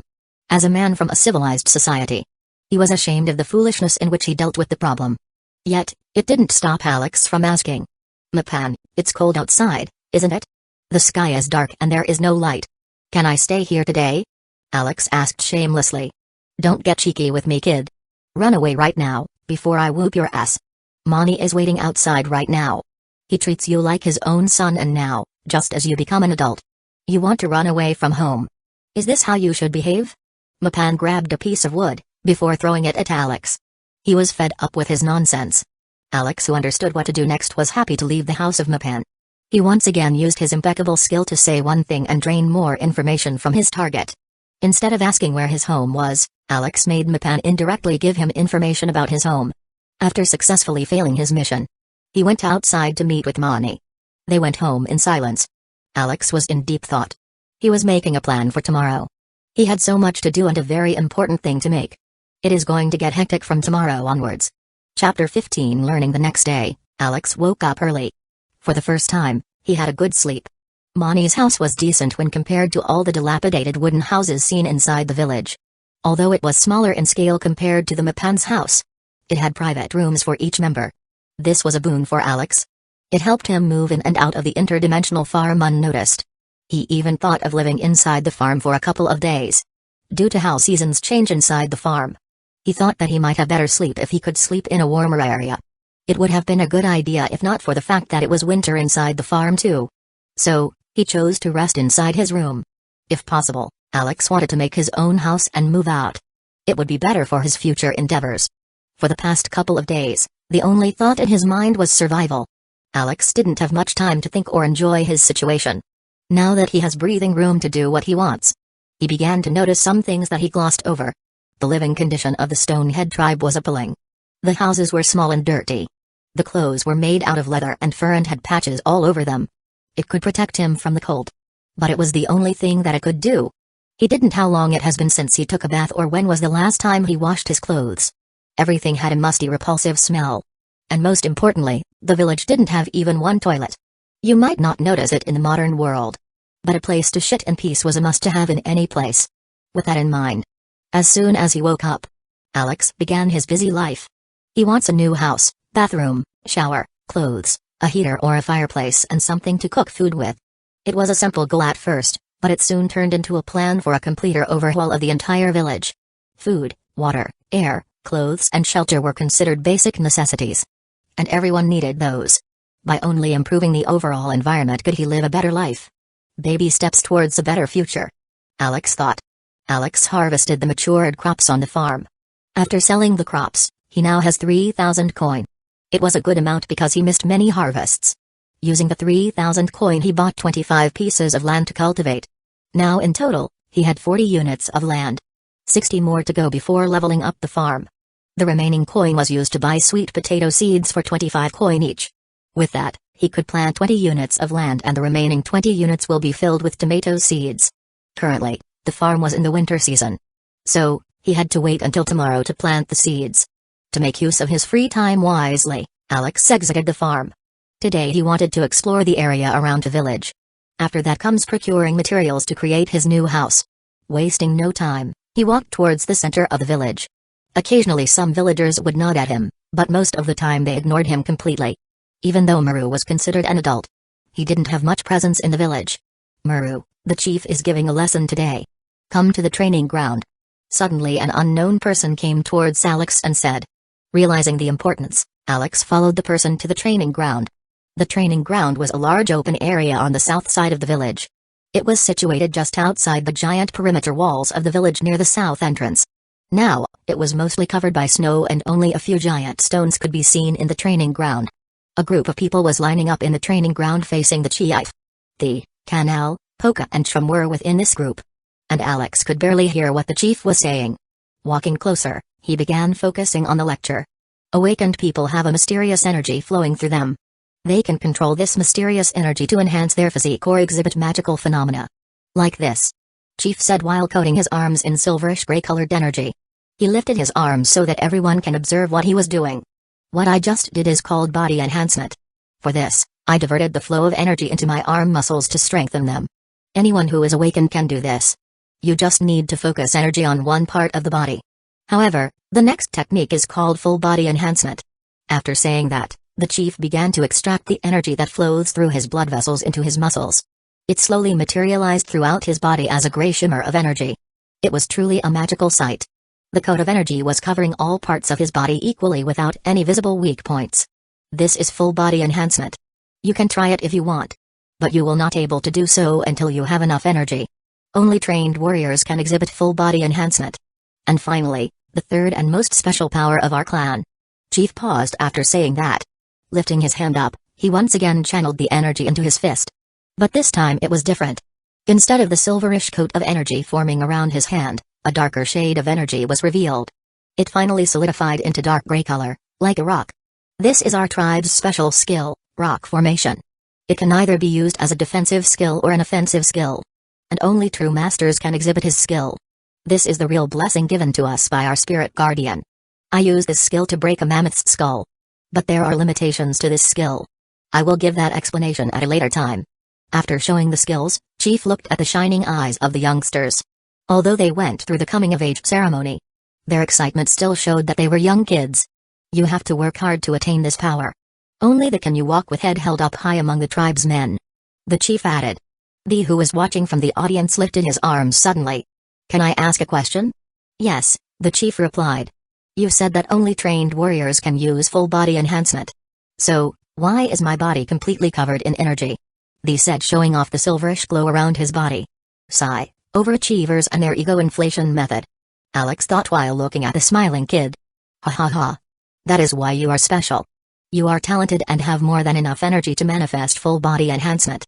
The chief commented. A smile bloomed on his face after hearing the praise. So, what about us? How can we become strong? Poka interjected. What I have shown is the techniques to use the energy. There are two more ideas you have to be familiar with before understanding what it truly means to awaken. One is the ability to quickly recover the used energy. And the other is the way to increase the maximum energy your body can handle. Chief said seriously. In our daily life, we use energy periodically to do tasks that we cannot do otherwise. And by doing so, the energy in our body will deplete. To quickly recover the energy, there are two ways. By eating food or by meditating. By eating food, you supplement the energy by digestion, and while meditating, you absorb the energy that surrounds you. And by doing it together, you can see the best effect.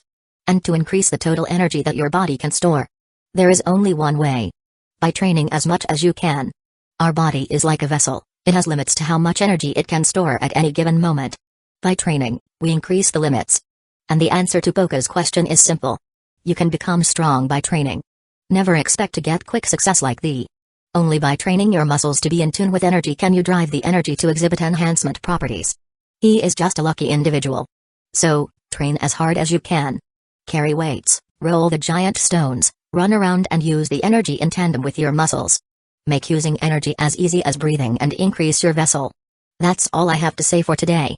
And remember to try your best." After giving a long speech, the chief walked away slowly. Alex, who heard this, was thrilled to try it for himself. Chapter 16 Smokescreen. The explanation given by the chief was helpful to Alex. He finally got the gist of how to use the mysterious energy. And he was ready to try it out. He moved to an isolated corner in the training ground. Then he closed his eyes and sat in a relaxed position. After that, he began meditating.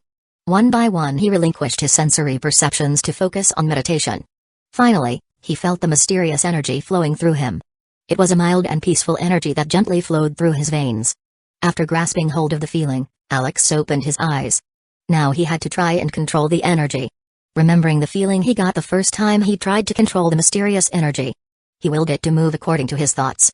From the chief's explanation, Alex learned about the enhancing power of the mysterious energy. By forcing the energy to accumulate in his muscles, he could temporarily improve his muscle strength and durability. This method was used by the tribesmen to drastically increase their physical performance. Alex also wanted to master this method.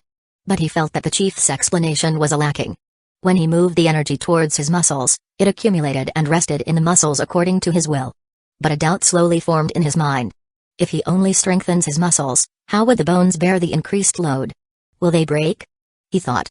So, to not take any risk, Alex began to fill his entire arm with energy. Bones, skin and muscles, everything was enhanced by the energy, and finally, a silver luster manifested on his arm. He had successfully performed body enhancement. It was easy for him to test how strong his arm has become. He smashed it towards a tree nearby. Thump! A hole was blasted through the tree trunk. Unlike what he expected, the tree's trunk did not break. Only a single hole was made through it. Alex was thrilled to see that. He didn't feel any pain at all. It was a completely painless process. If he had seen the bulls he hunted before, he felt like he could kill them with a single punch. After experimenting on a couple of trees, he felt the energy inside his arms depleting. He had to consciously divert more energy into his arms to maintain his strength. Now he was ready to test the full body enhancement skill shown by the chief. If what he learned from his experiment is correct, he had to fill his entire body with energy and activate it to use the full body enhancement. Let's try it once. Alex knew that his success rate was low. Nonetheless, he tried. Extract the energy flowing through the blood vessels, compress it and maintain it throughout the body. Alex quickly succeeds in completing the first 2 steps. But the silver luster didn't manifest all around his body. Only some parts were enhanced. He looked like a spotted cow with an uneven patched silver luster all around his body. Why do I look like this? He thought while he analyzed his situation. Looking closer, he could see that his large muscles were mostly enhanced by the mysterious energy. But some muscles didn't show any reaction to the energy.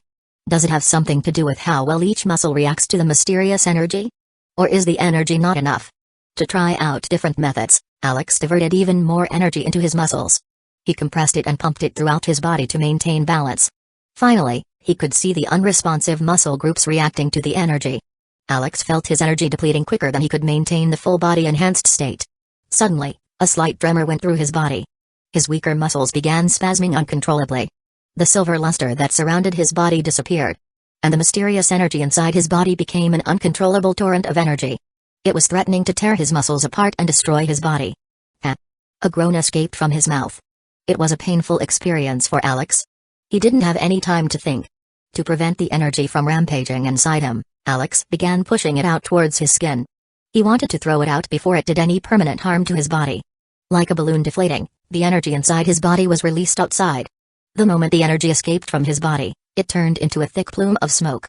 It densely covered the area around him, temporarily blocking the vision of everyone around him. It was dense and heavy, like a fog covering a large area. It spread to his surrounding like a tsunami of clouds enveloping the training ground. For a moment, the entire training ground became quiet. All the kids who were training were perplexed by the sight. But they didn't panic. They had experienced even worse snowstorms in their life. It was nothing compared to that. They slowly moved away from the training ground into the village to avoid the fog. They thought it was natural and will go away after some time. But Alex, who was at the center of it all, was having a different experience. Seeing the energy he released turn into a sea of fog, Alex panicked. It took him a moment to grasp what was happening. Is this my special power, the power granted to me by my spirit guardian? He thought. Unlike everyone else, the smoke screen he released did not obstruct his vision. He could see and feel everything around him. He suddenly felt like he got a sixth sense. And that was not all. He could, to some extent, control the smoke. By waving his hand around, Alex willed the smoke to move away from the training ground. And just as he did it, the smoke began moving according to his will. But due to the vast quantity, it was taking a lot of time to move away. So, Alex willed it to disappear. And just like wished, it began to thin out and disappear from the air. Finally, he was left standing in an empty training ground all alone. Even though his muscles hurt a little, he was thrilled to know how to use his special ability. It is a smoke grenade. I can cover a vast area in smoke and blind the enemy. While I enjoyed full freedom in this area, it might seem like a deceptively bad ability. But I know how good it was. Ask anyone who plays a game how good a smoke grenade is. If I can control the quantity and quality of the smoke screen, then it would be too awesome. After thinking that, Alex tried to walk towards the village. Ouch! It was then that he noticed how strained his muscles were. He had bruises all around his body and it was painful. I should be more careful in the future about how I use the mysterious energy. Some of my muscles are not used to the strain. It might be the reason that they become uncontrollable and spasmed. I need to do a localized training regime to get used to the mysterious energy.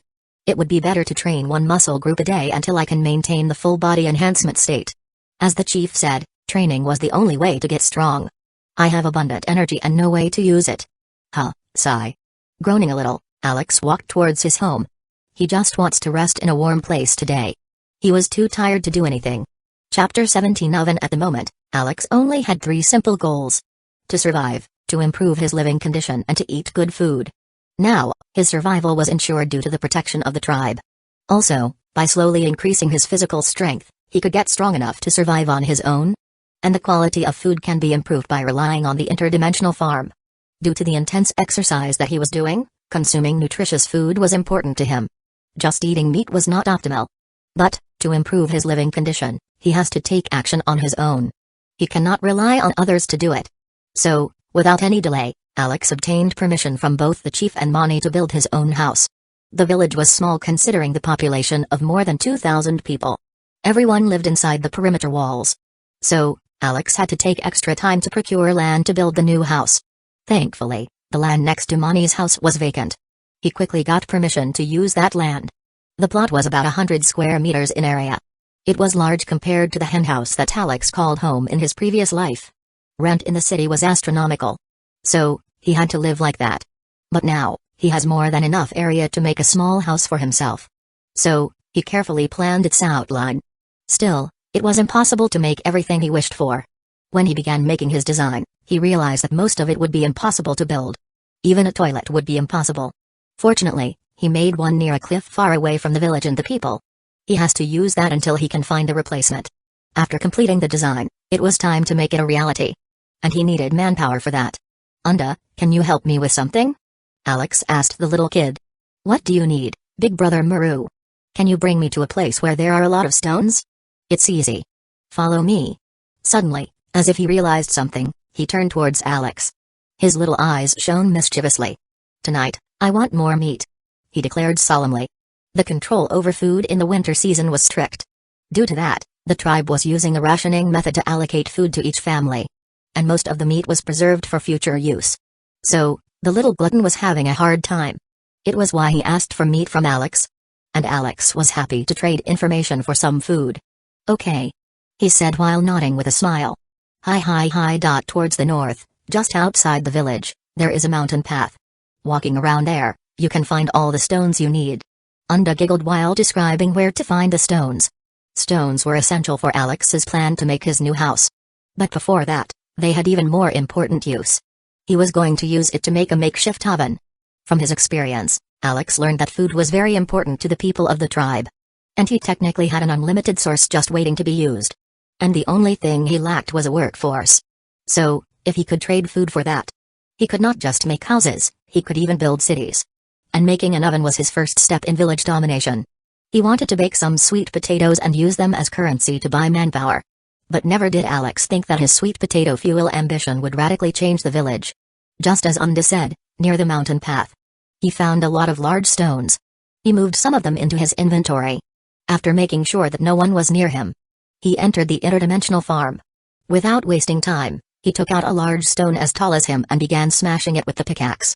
At first, the stone didn't budge at all, but after hitting it with body enhancement, Alex was happy to find that the stone began splitting from the middle.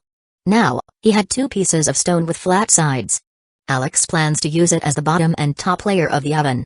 2 more stones sandwiched between them will prop them up to make a stone oven. He can burn wood in the farthest end to heat the oven, and let the hot air rise and leave from the top. He could also feed air from behind through a small hole. By closing the front side with a similarly cut stone, he could make a stone oven easily. This was the perfect way to cook sweet potatoes. And an even better idea was to use hot air from the top to dry meat and other things. This was an all-in-one cooking contraption made to improve life. Alex was happy with his design. He never learned to make something like this in his entire life. But that didn't stop him from trying. He was used to facing problems head-on and solving them. He didn't need a perfect solution. He just needed a working contraption. Improvements can be made in the future. It just needs to work. And it will work.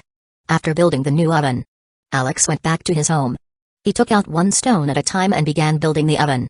No villagers bothered him. Alex was just a kid rolling stones around to make something. Why should they care about him? It was how the villagers thought. Finally, after a couple of hours of intense work, Alex built a stone mound near his house.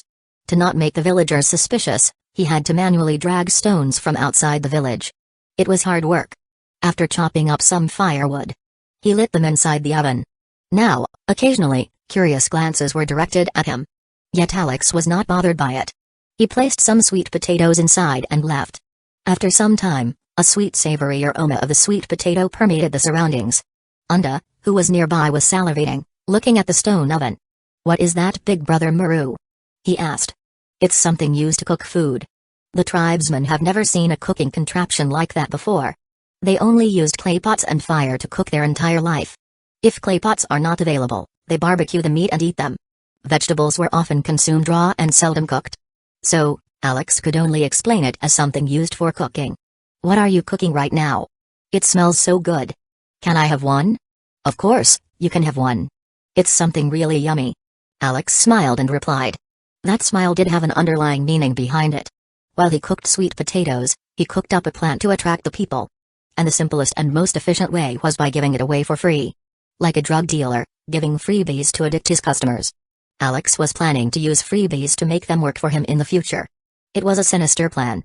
Coo. He laughed. He wasted no time in taking out the baked sweet potatoes. "Unda, take this. This is called a sweet potato. Eat it while it's warm." After slightly cooling it, he gave one to Unda. "And give these to our neighbors. Deliver it quickly. If you do it, I will give you more, later." Seeing Unda enjoy the baked sweet potato, Alex coaxed Unda to work for him. His plan was already half complete. Chapter 18. Pitch. The villagers loved the sweet potatoes distributed by Alex. They quickly gobbled up the delicious treat. Due to that, Alex was able to create a favorable impression of himself. The advertisement part of the home building project was completed successfully. After that, Alex packed some sweet potatoes and went to the Mapan's house. Mapan was the spiritual leader of the tribe. He creates the awakening pills, medicine and odd tools. He was a pillar of support for the tribesmen. His existence was unique and important for the tribe to survive. So, he had as much importance as the chief in the governance of the tribe. And Alex wanted this guy's help. He couldn't just randomly distribute food without notifying the origin of the food. But, he could do so if Mapan agrees to consume his food. No one would doubt that the food that Mapan eat is bad. In modern day, this form of advertisement was called influencer marketing. And today, Alex was going to use it to increase the trust in his product. There was no other way for him. You could imagine his plight when he had to distribute unknown vegetables as food to a large population of people. He couldn't even properly describe its origin even if he wanted to. It was the crux of the issue. So, after taking the roasted sweet potatoes, Alex went to Mapan's house. He reached there quickly and knocked on the door. "Ah. Muru, come in." The one-eyed man opened the door and invited him in. Inside the house, there was one other person. Daria, who he hadn't seen for days, was inside smoking a pipe. He had a blissful smile on his face while he puffed the smoke. "Sit here, Daria, look who is here. The smart kid that you talked about is here," Mapan said. Daria, who was in his own world, finally noticed Alex. They worked together in the support group and he had a good impression of the kid. "Haha, kid. We were just talking about you. You were talking about me. Is that a good thing?" Being nondescript was one of his valued skills. And yet these old codgers were talking about him. Alex found it peculiar at the same time a little disturbing. "Oh. What were you talking about?"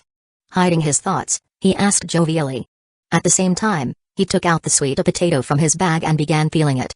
The delightful aroma of the well-cooked sweet potatoes filled the air at that exact moment. Even Mapan and Daria, who had vast life experience, paused and curiously looked at what Alex was doing. Alex didn't stop. He quickly plated the warm sweet potatoes on the wooden tray and sprinkled some salt over it. He also took out some roasted meat too.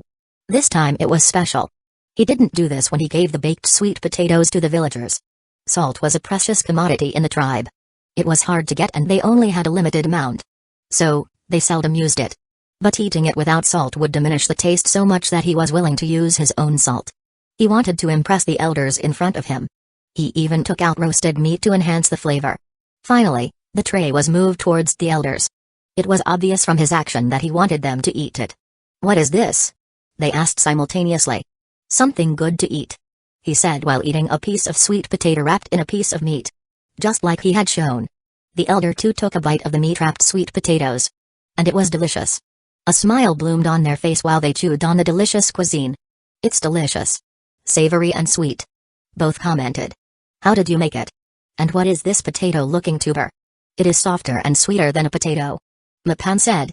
His hands were still stretching outwards to grab one more piece. But Daria was quicker. Successful. Alex thought. No one dislikes tasty food. Even if it was poisonous, they would eat it. The prime example was the eating of fugu, a type of pufferfish in his previous world. Now that there is delicious and safe food, why would they reject it? This was the time Alex was waiting. He began his sales pitch. "What you ate just now is a sweet potato. It's just like potatoes and I have a lot of it." He conveyed everything he wanted as quickly as he can to grab their attention. Alex wanted to make them curious and let them ask the questions themselves. He didn't want to let them know everything about it. "Can I get some more then?" Daria asked. "Of course, as much as you want. But not for free, right?" Mapan, who saw this, said. Their eyes glowed while waited for Alex to complete his words. "Ha ha ha. Of course for free. You just need to help me make my house. Even if I wanted to, I couldn't eat them all by myself." Alex replied. "If you want us to work. It's not actually free, right?" Mapan said. Then he turned towards Daria and said. "Can't you see what he is doing? He is negotiating. Didn't I say this kid was interesting? Now you know why I asked you to take him with you. Our trading caravan really needs someone like him." "Okay, done.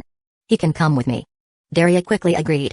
Alex, who didn't know what was happening, stood there stunned. "Why do I feel like I have been sold off? I was here to sell sweet potatoes, yet I was the one who was being sold. Fate was truly cruel." Alex realized his plight. On one hand, he was sad that he had yet again underestimated the Stonehead tribe. On the other, he was happy to know that there were other people outside to whom he could trade. Both realizations significantly changed his outlook on this world. But before any of that, he had to complete his home building project. No way was he going to give up on that. His dream of finally owning a home was so close. It was not worth it to give up now. What is a trading caravan? Once again Alex snooped for more information. The trading caravan is something that Daria is part of.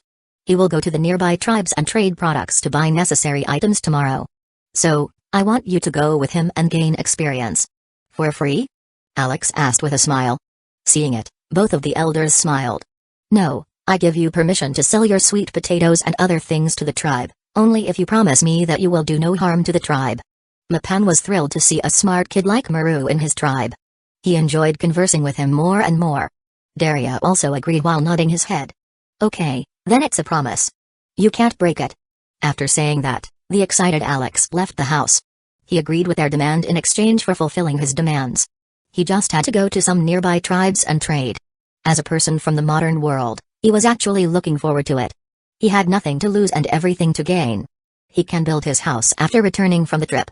If he utilizes the time efficiently, he can let the villagers gather material first and build it after returning. Chapter 19 Trading Caravan. Alex, or Maru as we know, was now part of the trading caravan. He was tasked with going to different places to trade products. What Alex really wanted to do was to explore the world.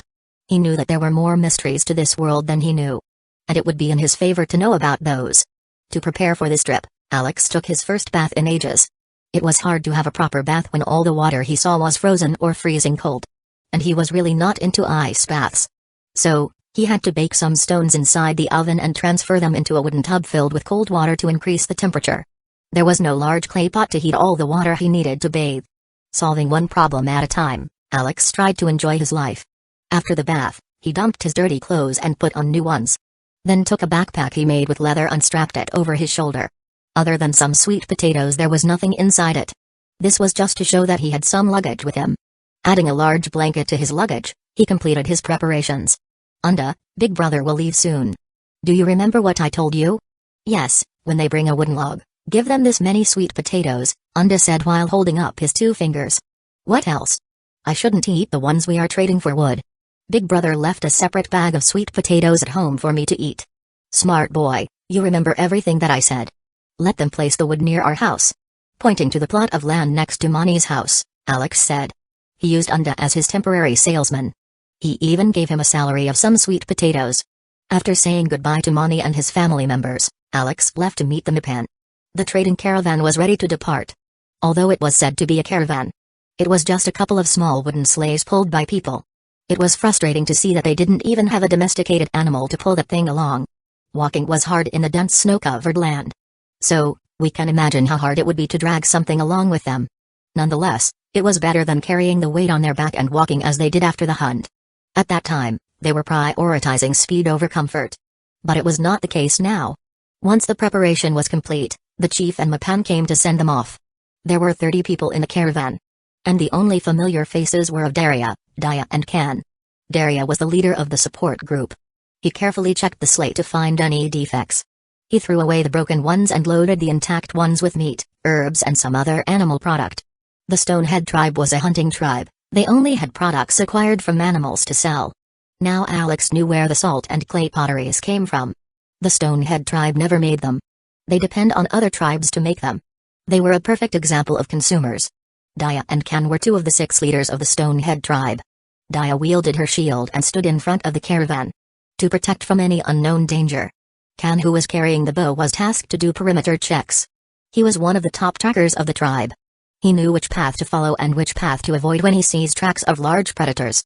Alex, who saw this, stood in front of the caravan, which he felt was the safest. He remembered how a humongous mammoth was stopped in its tracks by Daya and decided to stay behind her at all times. According to Daria, it was a week-long trip towards the market. They had to follow the mountainous path towards the south and cross a lake and river to finally reach their destination. The Blue Gem City. The Blue Gem City was a trading hub. It was controlled and governed by a tribe called the Snow Phoenix tribe. One would think that due to the large number of uncivilized people coming together in this city, there would be random conflicts and fights. But it was not the case, due to the strength and reputation of the Snow Phoenix tribe. No one dares to take part in conflict inside the city. It was the safest place to trade in. And the winter trade season was one of the important times to trade. The flow of people to and from the city would be in the thousands. So, you can imagine the influence of the Snow Phoenix tribe. They were considered the rulers of the snowy mountain regions of the north. The Stonehead tribe was nothing compared to them. Alex, who learned about all these, stood with his mouth open in awe. This is getting more complex than I could comprehend. After an entire day of walking, they reached a large snowy plain. It spread as far as they could see with nothing in between. Barren and cold, Alex said, seeing the plain. The caravan stopped just as they reached the snowy plain and put up their tents. They were going to rest there tonight. Even with the superhuman capabilities of the Stonehead tribe, trekking through the mountainous regions for a day was strenuous. As the youngest member of the trading caravan, the tribesman graciously helped Alex in setting up the tent. To be helpful, Alex volunteered to cook. Alex had a lot of sweet potatoes in his inventory. He also had some chili pepper, potatoes and carrots that he farmed in his spare time. It was just enough to make a mild soup. He took a couple of large earthen pots and went towards the plain. Daria was sitting on a log looking into the snowy expanse. Noticing Alex, he said, "The winter looks so different from the summer. The lake looks so peaceful now, you don't even have to worry about being eaten alive when you are fetching the water." What an ominous thing to say. Alex, who heard this, paused. The vast snowy plain in front of him was Lake Kurma. Now it had frozen solid and turned docile. From the tribesman, he knew that it was a thriving freshwater lake filled with monstrous creatures. But in winter, they sleep until the snow thaws. It was safe for Alex to walk on the ice or to take some water from it. Tomorrow, they would be crossing over it on foot. But hearing the ominous words of Daria, Alex panicked. "Don't worry. Get the water you need. I am hungry. Cook something good today." Daria said with a smirk. He was just teasing the kid. Alex quickly ran around collecting water and firewood to make the meal. The meat was considered staple food by the tribe. Even though it was tasty, Alex felt like it was hard to eat it all day and every day. With a limited amount of seasoning, it was even way worse. So, Alex was going to try something different today. He roasted the meat as usual and sprinkled some salt into it. To accompany that, he was going to make soup. For those who are wondering, Alex has no idea how to make soup. But he was a pretty good idea about boiling water and chopping up vegetables. So, he chopped up the potatoes, chilies and carrots into tiny pieces and began boiling them in water. He boiled until the chunky pieces of the vegetable turned soft. It was the best that he could do considering how cold the environment was. After that, he added some rock salt to it until he felt like it was tasting good. Good. He commented. It tasted way better than he imagined it would. The slightly spicy taste of chili pepper and the soupy mixture of carrots and potatoes were the most delicious thing he ate in a while. After that, he roasted some sweet potatoes and set them aside. Taking out wooden bowls, he served them to each member. Each one got a bowl of soup, freshly roasted meat and sweet potato. It was a scrumptious meal that they could never forget. The chili pepper-filled soup warmed their bodies. And it felt really good in the harsh cold winter. After the exciting meal, Alex was permanently tasked with cooking duties. Was this a good thing? Alex pondered. Chapter 20 Wolves slap Muru, wake up. It was night. Everyone should have been asleep. Yet, suddenly someone slapped Alex awake. Alex, who dreamed of getting rich quickly with his interdimensional farm, was slapped awake. He looked dazed and disoriented. What? He exclaimed. SHHH. Keep quiet. Come outside, we are leaving. The man who slapped Alex said. He was one of the members of the caravan. Alex, who heard it, swiftly got on his feet. He could see that it was dark outside. It was not morning yet, and the caravan member was reacting weirdly. What happened? Alex questioned curiously. He could see the slight panic in the caravan member's eyes. Something is tracking us. Can saw something beyond the mountains. We need to leave fast. Quickly get up and prepare to leave. After saying that, the man went around waking other members of the tribe. Something was tracking us?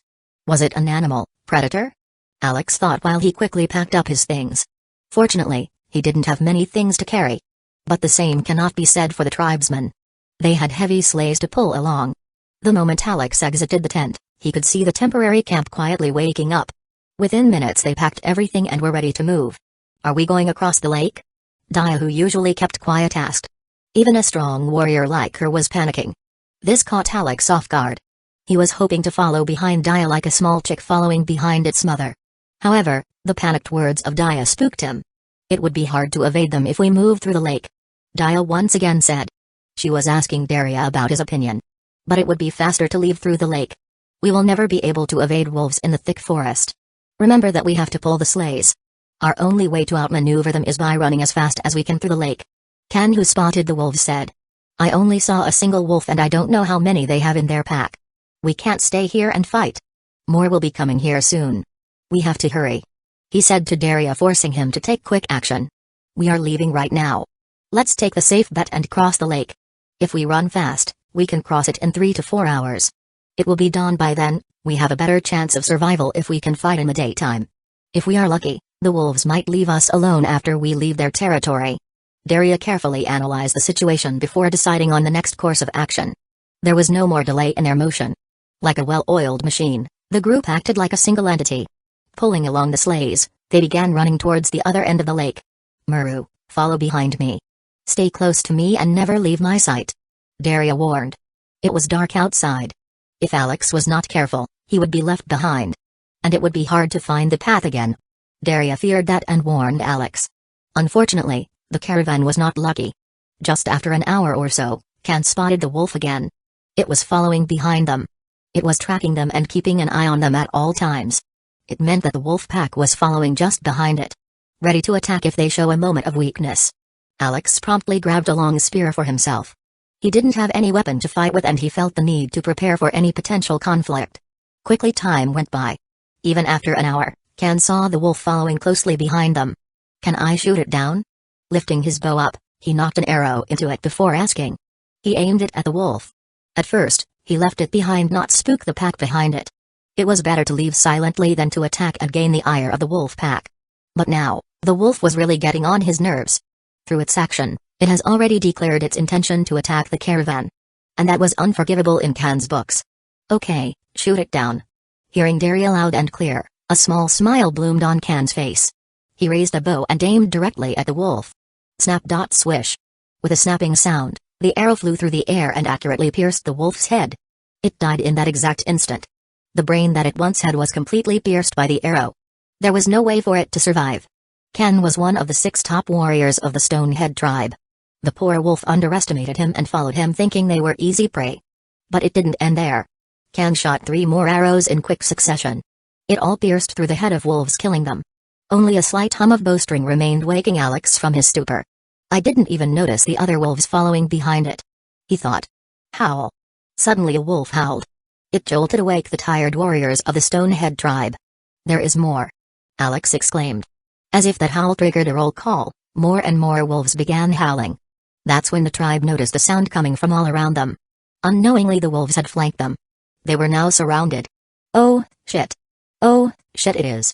Prepare to fight. There might be more than 50 wolves surrounding us. Kan, try to spot the alpha. Dia, shield us from the front. Take a circular defensive formation and wait. They need to come to us to attack. Once they reach near us, we will follow Dia and take initiative in attacking. Daria, the experienced hunter, commanded the group. Following the orders, everyone prepared for the attack. Including Dia, Kan and Daria, there were only 10 people who could do full body enhancement in the group. And they had to fight wolves from the dim moonlit area. It was a difficult challenge considering that more than 50 wolves surrounded them. A bite or a scratch can be lethal in a situation like this. Alex, who knew this, quickly scanned his surroundings. If he really wanted to, he could temporarily escape to the farm and survive. But he was sure that he would not be able to take any living thing along with him. That meant that he would have to leave behind all the tribesmen alone to fend for themselves. And if he teleports into the farm right now, he was sure that he can protect his life. But what would happen to the caravan group? They might die. Some might have their corpse chewed on by a pack of wolves. It was a horrifying outcome that he wished would never happen. Finally, after making up his mind, he decided to fight. Only in Dira's situation would he hide inside the farm. Looking around, he saw the pack of wolves slowly creeping up to them. In the darkness, he saw silhouettes barely visible. The mild winds blew the snow in the air, covering the ground. It was a standoff. But this time, they were the prey. And the wolves were here to hunt them. Chapter 21. Kill It. Mysterious energy began pumping through Alex's body. The fatigue accumulated by the 2-hour-long sprint was finally relieved. He was ready to kill some wolves. Suddenly a giant wolf came out of the pack and howled. It was comparatively larger than all the other wolves. More than twice as big.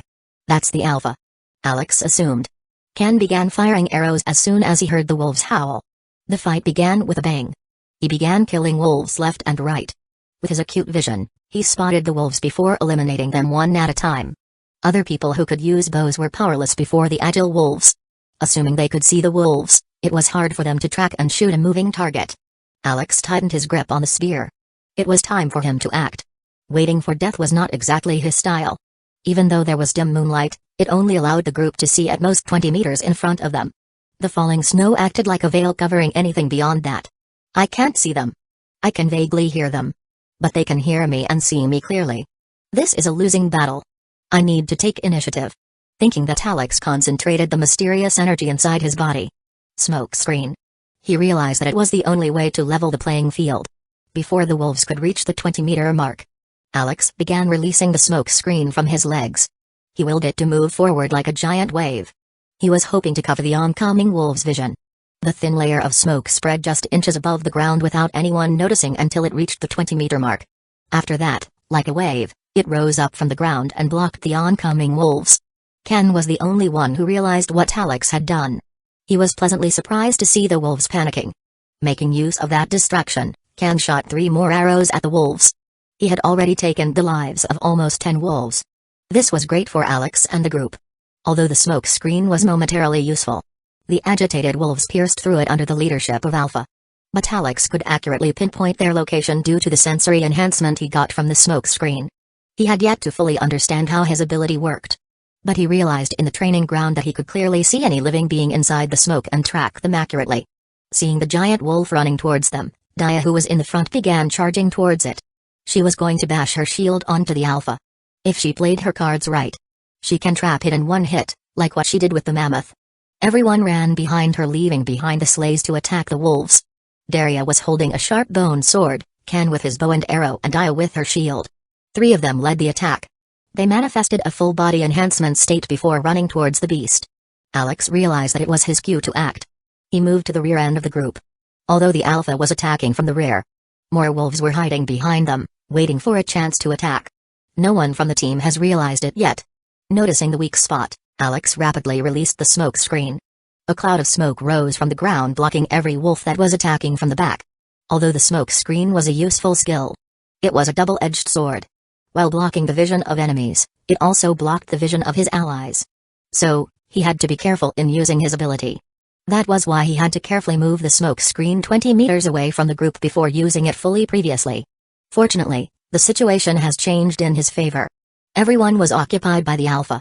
Alex indiscriminately released the smoke screen. On a leveled playing field, he was sure of his physical superiority. The wolves would be temporarily blind and he could move freely without any sensory inhibition. Unknowingly, the wolves have entered his kill zone. In the moment of danger, when killing or being killed was the only outcome, Alex turned into a completely emotionless machine. He computed the best possible solution and acted. Lifting the spear, he ran into the sea of smoke. Accurately finding the closest wolf, he ran towards it like a bolt of lightning. His enhanced foot muscles allowed him to run frighteningly fast. The wolf couldn't even dodge before a spar tip lodged into its eyes. It was better to call it permanently dead than permanently blinded. I don't know much about wolves, but anything with eyes will have its eyes as its weakness. Even though Alex was quick, he was still only a person. Some wolves swiftly escaped from the smoke and circled away to the front of the group. But it didn't matter. The strongest people in the tribe were in the front. They would probably die at their hands, he thought. So, Alex continued his rampage. 1, 2, 3, 10. The number of wolves quickly shrank. In the front, Dia charged at the Alpha wolf. She hoped to trap it with her shield. But the Alpha was nimbler than the mammoth. Before she could land a solid hit, it easily jumped over them. Everyone panicked seeing the 2-meter-tall wolf jump over them. With its hefty body, it was trying to attack the weaker people. Sensing the danger from the shield, it carefully avoided Dia.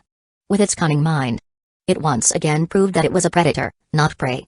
With a powerful lunge, it slashed at the people near it. Just a single slash was enough to cut deep wounds into the full-body enhanced warriors. It was evident that people who cannot do full-body enhancement stood no chance against this giant carnivore. Daria, with his old body, moved like lightning to attack the wolf. He wanted to prevent it from rampaging inside the defensive circle. The remaining people were already trying hard to fight the normal wolves. It would be hard for them to defend against the Alpha at the same time. Kan was busy killing the smaller wolves. He was trying to make the wolves retreat by killing a large amount of them. He occasionally glanced at the smoke behind them, where Alex was, trying to find what the kid was trying to do. Dia, go for its head, Daria screamed. Nodding her head, she dashed towards the Alpha once more. However, the Alpha jumped to dodge once more. Yet, before it could relax, Daria appeared near its landing point. One thing humans had more compared to animals was their intelligence. Daria, who learned from the past mistake, was waiting for the Alpha to land. Alpha, who saw this, tried to turn its weak underbelly up to prevent Daria from attacking it from below. But Daria didn't wait. He jumped up to slash at the Alpha. His sword glowed a reddish hue before bursting out with great power. Slash. A deep gash formed near the Alpha's forelegs. Ooh. The Alpha howled in pain. It finally noticed the state of the battle. Most of its pack was dead or almost dead. From the 50-odd wolves, only 20 remain. This scared the Alpha. It attacked the humans thinking they are weak. Yet somehow, it had incurred more loss than it could sustain. It decided to escape. To quickly escape, it ran towards the back. In the meantime, Alex, who was massacring the wolves, realized the Alpha moving towards him. It is running away, the battle is finally over. He relaxed. Even though he had enough strength, using the smoke screen for a long time was mentally taxing. He just wanted the Alpha to leave as fast as he can. Even Daria and Kan left the beast to run away. They had decided that it was better to let it leave than to incur more casualty. But before the Alpha could run away, it saw a puny human to its left. In spite, it swiped its paw to the side and chopped off the human's head cleanly. It was the same person that woke Alex up. Just a moment ago, he chatted and smiled. But now, he has become nothing but a cold corpse laying in the snow. Seeing the blood scene irked Alex. Seeing the Alpha run towards him, he felt fear and anger. And in the battle between fear and anger, his anger won. This bloody beast should die. he decided at that exact moment. Alex quickly released a large amount of smoke. It was enough to engulf everyone. Raising his spear up, he sprinted forward. Even though it would cause extreme pain for him to use full body enhancement, he could use it for just a moment. A thin sheen of energy covered his body. Some of his muscles burst apart due to the strain. But it didn't prevent him from running forward at full speed. The Alpha, who lost its sight, tried to run forward as fast as it can to escape. It carelessly thought nothing could harm it. Until it saw a bone spear just a couple of inches in front of its face, slightly glowing in metallic luster. It pierced its eyeball, slamming hard into its skull. Tack! The spear snapped like a twig. The force from the attack was strong enough to pierce the skull and critically damage the brain. The large body of the beast suddenly slumped. After some time, the smoke cleared. And Alex was nowhere to be seen. Chapter 22 Woodland Tribe. Just before the Alpha Wolf came crashing down, Alex stealthily teleported into the farm. If not for his quick thinking, he would have been crushed by the carcass of Alpha. But that was not all, he teleported back into the real world just after that and played dead. He made it seem like the Alpha fell on top of him and he lost consciousness. Even though he tried to fake it. Daria saw through it in a second. Slap. Slap. Slap. 3 slaps came in quick succession, forcing Alex to open his eyes. Bone fine, there are only flesh wounds. Most of the blood on his clothes is not his own. Why is not waking up? After seeing Alex slowly open his eyes, Daria mumbled and began slapping again. Slap, slap. Daria felt like it was the best time to punish this crazy kid. Faking injury at this time. He was slightly angry. Ah! Alex cupped his burning cheeks and stood up in a jiffy. It was better to get up than to receive tough love from Daria.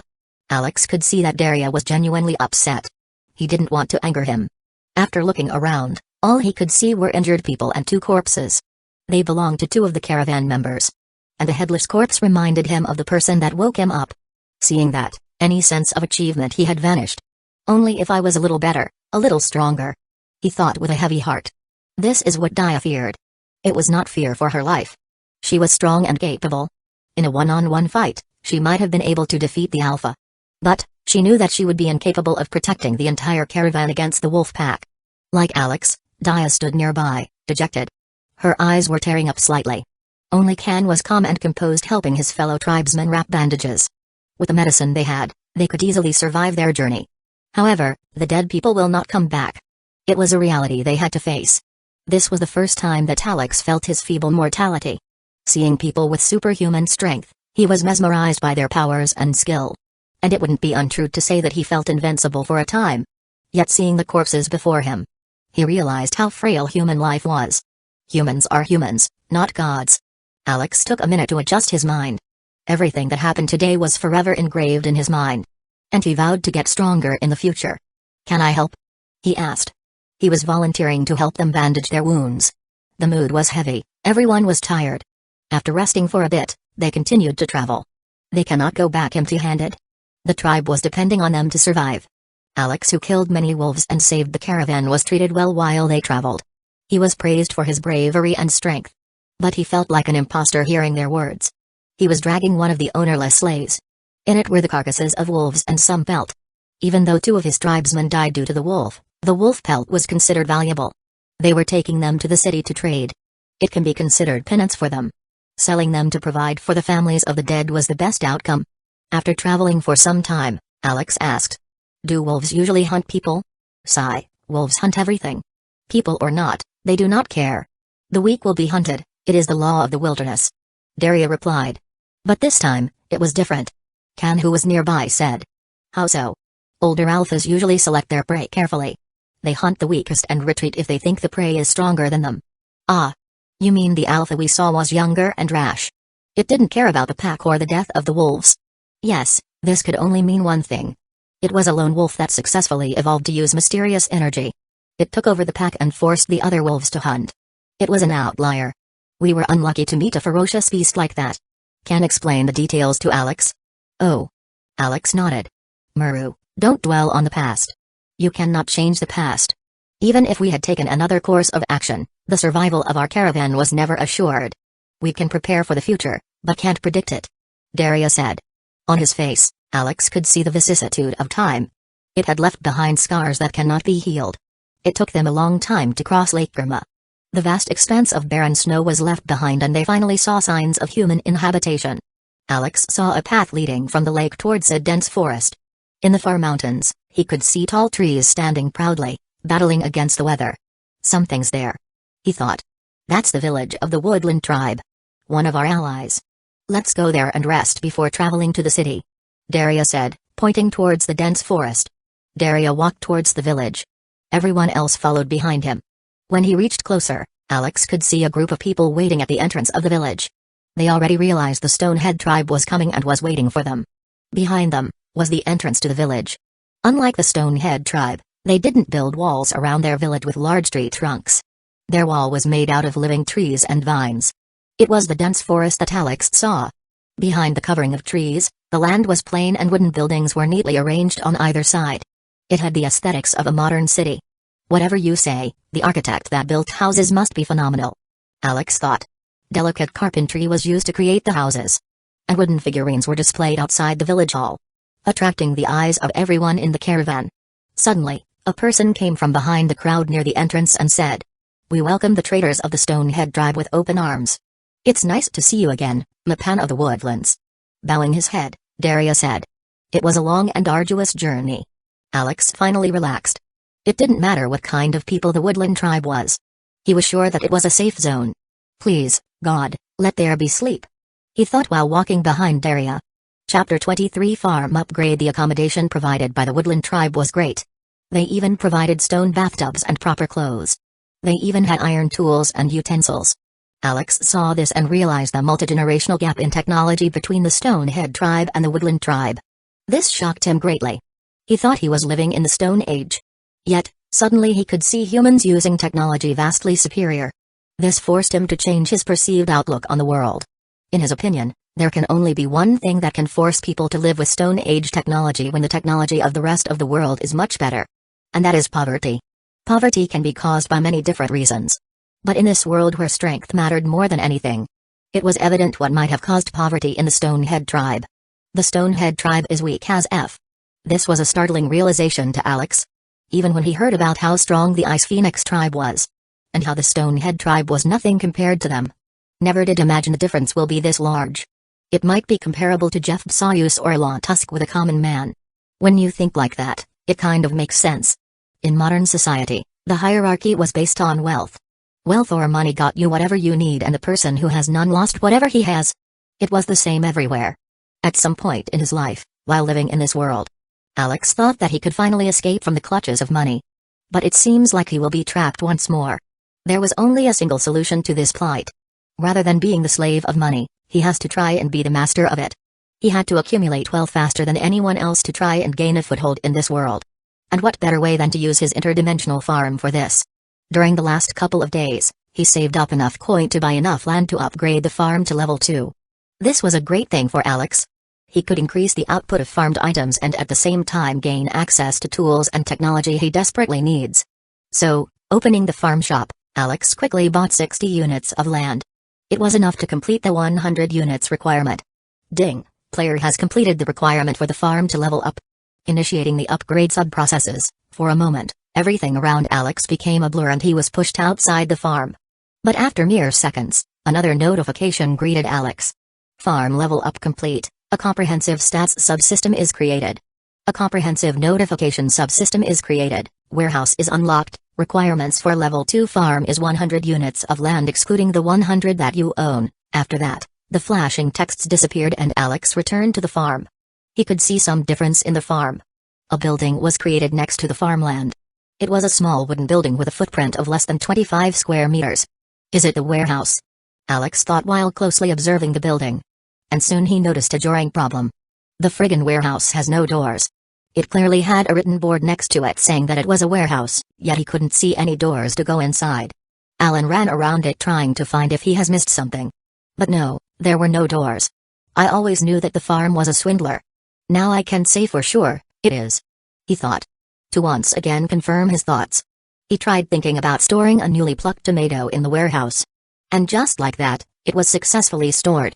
How about storing all the tomatoes that are ripe? Again, he stored them without the needing to pluck them at all. Wow, how about storing items that are in the inventory in the warehouse? As expected, that too worked. I always knew the farm was awesome. Now I can be sure of that. Within seconds, he changed his tunes. He shamelessly began praising the farm. As long as it works, Alex didn't mind changing his opinion. People like that are generally called pragmatic. And he was one. However, after trying all kinds of things inside the farm, he tried to store items in the warehouse from outside. But it failed. This simply meant that the warehouse was not a replacement for the inventory. He could store about 1,000 different objects with a stack of 999 each. But once he was outside the farm, no warehouse functionality would be accessible. It was not a big problem. He could work around that if he really needs to. Nonetheless, the warehouse was a blessing for him. Instead of taking a lot of time to move things around and harvest crops, he could do that in an instant. He could save a lot of time doing it that way. He doesn't even have to make excuses to quickly go to the farm and harvest the crops. This was one of the greatest perks of having the warehouse. And it also gives 1,000 slot store items. What more could he ask for? Future possibilities were endless as long as he can level up the farm. Alex was thrilled. Finally, he looked at the new character stats subsystem. Although it was said to be a comprehensive stats subsystem, it was just 3 underwhelming bar graphs in the right corner of his vision. It was colored green, red and blue.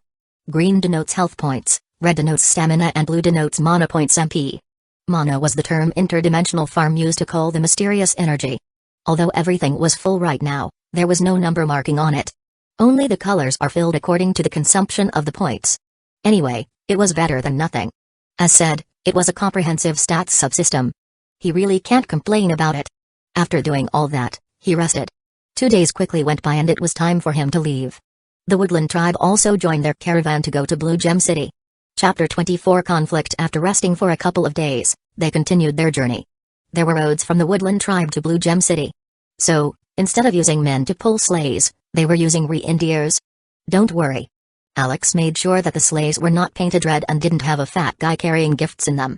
Obviously, they were made by the Woodland tribe for transportation, not for delivery service. Considering that they were near the North Pole, in extreme cold, it might not have been surprising to see a guy like that delivering gifts. Nonetheless, after the Woodland tribe joined, travel became much easier. The further they traveled, the closer they felt to civilization. They could occasionally see resting areas along the road, people transporting goods and even some travelers on foot. Slowly as time went by, Alex realized that the Stonehead tribe was at the center of the wilderness. And the world outside was completely different. Near the village of the Stonehead tribe, everything was dangerous. And the probability of dying while taking a piss on any random day was close to 50%. Death was looming over him everywhere. You could die of hunger, cold or even get killed by wild animals. What a nice way to live. And now, the change was warmly welcomed by Alex. But everything was not going as well as he expected.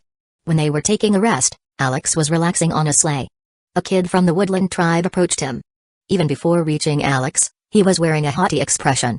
He was looking down on Alex. Behind him, he had some lackeys. Hey, the kid from the Stonehead tribe. We heard that you guys were attacked by wolves. Pointing with his index finger, he tried to talk to Alex. He expected a reply from Alex, but he was completely ignored. Hey. Can't you hear me?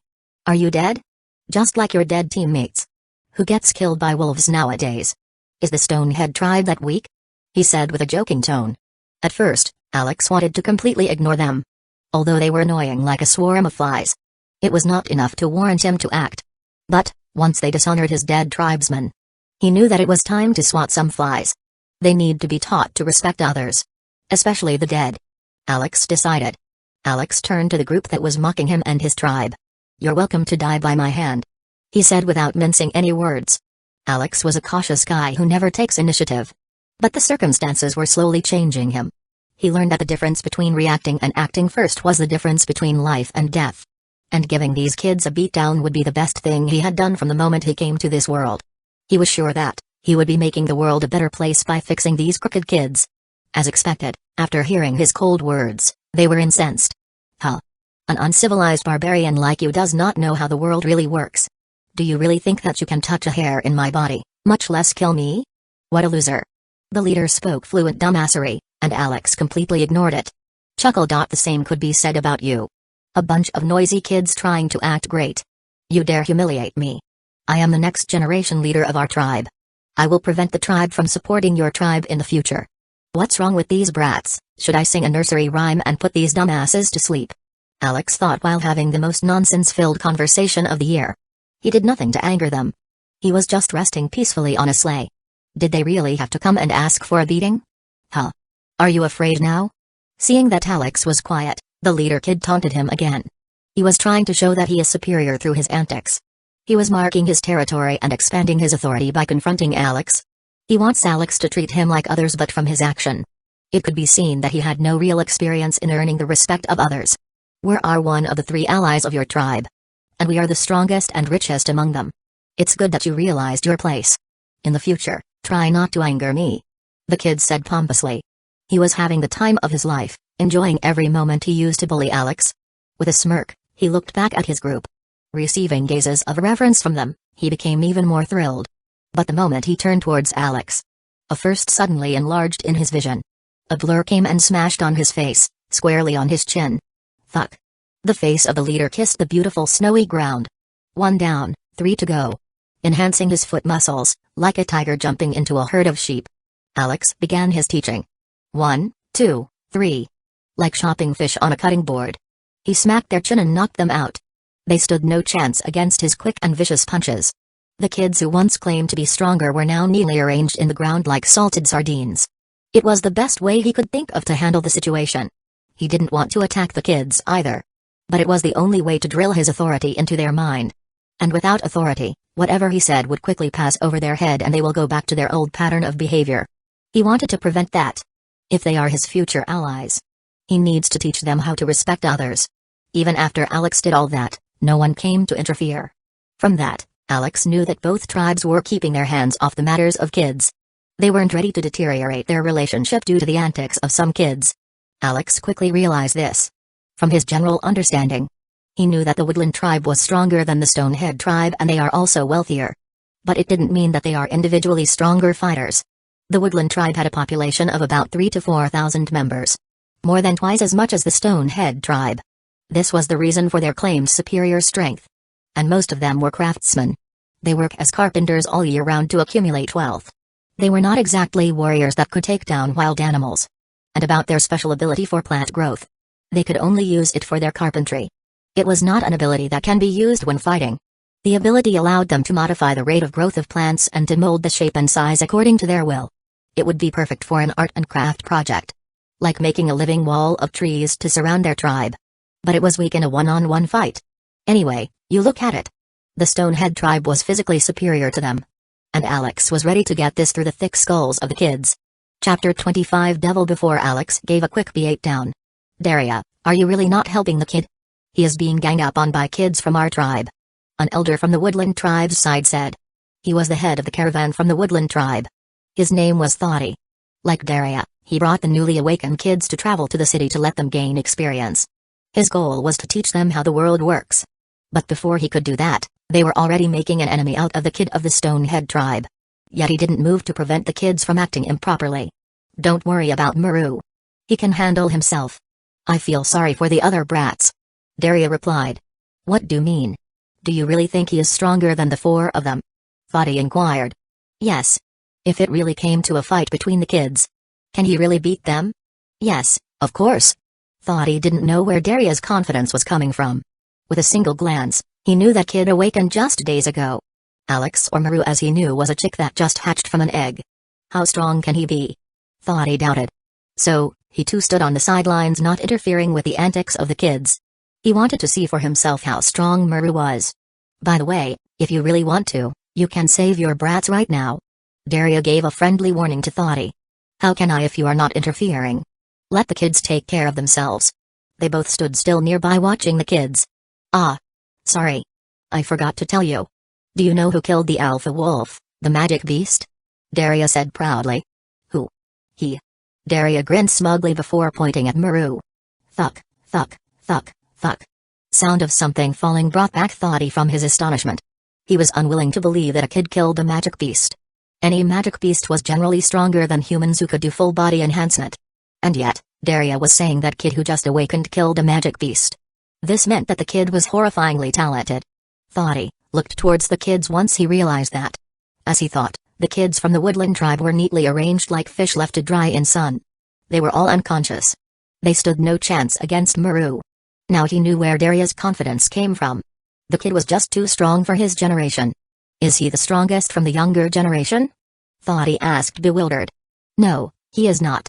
Watching Daria, who wore a smug smile on his face, Thoughty wanted to give a beating to him. However, he could not. That old man was older and even stronger than he was. He stood no chance against him either. Are you saying there are more monsters like that in your tribe? This time around, you are really blessed by the stone giant. His talent might be comparable to the kids from 9 major tribes. Haha, I know. That's exactly why Daria brought Alex along. Don't be too overjoyed. You need to train him properly to let him achieve his full potential. It would be a pity to not use his talent to its fullest. It has been so long since someone who can fully exhibit the strength of the spirit guardian was born. If you think you can't do that, just send him to our tribe. We will look after him. Thoughty said playfully. He was mesmerized by Muru's strength. Sigh. That is the only problem. The kid was not blessed with a spirit guardian of our tribe. He has his father's bloodline. He is the son of Agni. Oh. It complicates the matter quite a bit. Does he emit red smoke like his father? No, his ability is somehow different. And only he knows the full extent of his power. He has yet to share the details. Even if we are from the same tribe, we can't force him to reveal all his hidden cards. Keeping it a secret would be better. We don't want people to snoop. Agni had enough enemies as it is. We don't want them to go after the kid. Sure, it wouldn't do well for anyone. How about the strongest kid from your tribe? Is he in a similar situation? No, he is the grandchild of the chief. We expect him to be strong. And yet, he went beyond all expectations by showing the ability to do full body enhancement the next day after awakening. He has tremendous talent. I am so jealous of your tribe's good luck. The young generation will soon surpass us. Sigh. You even have a talent that would most likely be able to fully summon the spirit guardian. Is this the rise of the Stoneheads? While Daria and Thoughty conversed, Alex was looking at the unconscious kids. How should I wake them up? Should I use the traditional method or stuff some snow into their clothes? Okay, I will go with the traditional method. Stretching his fingers a little, he slapped the unconscious kids one by one. Instantly, cupping their cheeks with their hand, the kids woke up one by one. Who? You. Who? An angry scream of the leader resounded throughout the environment. You, what? Seeing Alex standing before him nonchalantly, the kid was shocked. No one came to rescue him even when he was knocked out. Did the tribe abandon him, he thought? He was the grandson of the chief. Do they dare to abandon him? With tears in his eyes, he looked around seemingly asking for help with his eyes. But no one came to help him. They had a disappointed look in their eyes. Now, I am going to ask you some questions. Answer them properly. If you make a mistake, I will roast you over the bonfire and feed you to your tribesmen. When they saw Alex smiling, they felt death looming over their head. He is a devil. They thought simultaneously. Only devils could say something so cruel. Afraid of angering Alex, they stood still, sitting on bare snow. Their asses were already cold and it was uncomfortable. Yet, they didn't move an inch, afraid that the devil will smack them once more. Now that you are ready, let me ask. Grabbing something from his backpack, Alex said. And soon the first question was said. Who is the President of the United States of America? He asked nonchalantly. It was an out-of-the-world question, literally and figuratively, that they had no hope of answering correctly. Yet he asked it with a straight face. They were stumped. You don't know? How unfortunate. Does any of you know? Lackeys and all. But no reply came. Who is the leader amongst you? This spread panic in the group. As soon as Alex asked that, the lackeys pointed to a kid. He was the same chatterbox that hooted a couple of moments ago. Alex knew he was the leader, but he asked nonetheless. He gave the red chilies he grabbed from his backpack to the leader. You, eat this. He said with no room for rejection. The kid who never saw the spice ate it as soon as it was offered. The reaction was instantaneous. He felt like a fire was lit inside his mouth. Tears flowed from his eyes and he looked at his lackeys. It was an utter betrayal. They said he was the leader. They made him eat fiery spice. He cried out in his mind. Alex ignored the kid. Eating something spicy won't kill you. Now, for the next question. Who is the hottest among the K-pop girl group Red Velvet? You need to think hard before answering. After that Alex waited. What? You don't know that either. Grabbing something from his backpack, he gave it to the 4 kids. You can give this to anyone in the group. Whoever receives it, should eat it, Alex said. Remembering the pain the leader experienced, they all were spooked. They wanted to quickly get rid of the thing they were given. So, they handed it to the leader. They once again betrayed him. Now, he had 4 unknown red fruits, he had to eat. Nonetheless, he swallowed them and gritted his teeth. But the spicy pain he imagined never came. It was just cherry tomatoes. Not red chilies. Even though it was the case, the betrayal of his friends struck him hard. Even though he considered eating it for everyone's sake. He was betrayed without a moment of thought. Were they really his friends?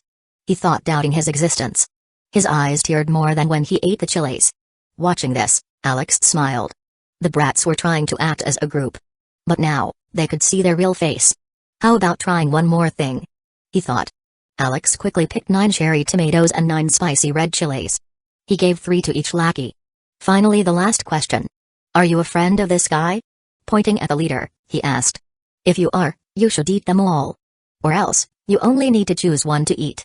Alex really wanted to see what choice the kids would make. Chapter 26 Resolution. The lackeys looked around at each other. They were trying to wait for one of them to eat before deciding. But Alex didn't allow that. So, they quickly chose the red chilies instead of the cherry tomato. They mistakenly thought that their leader cried due to spiciness after eating a cherry tomato. But that was not the case. He cried due to their betrayal. By choosing the red chilies, they had dug their own grave. The searing spicy taste felt like fire to them. They were not used to eating something so spicy. It was killing them from the inside. It might also give them a bad stomachache later.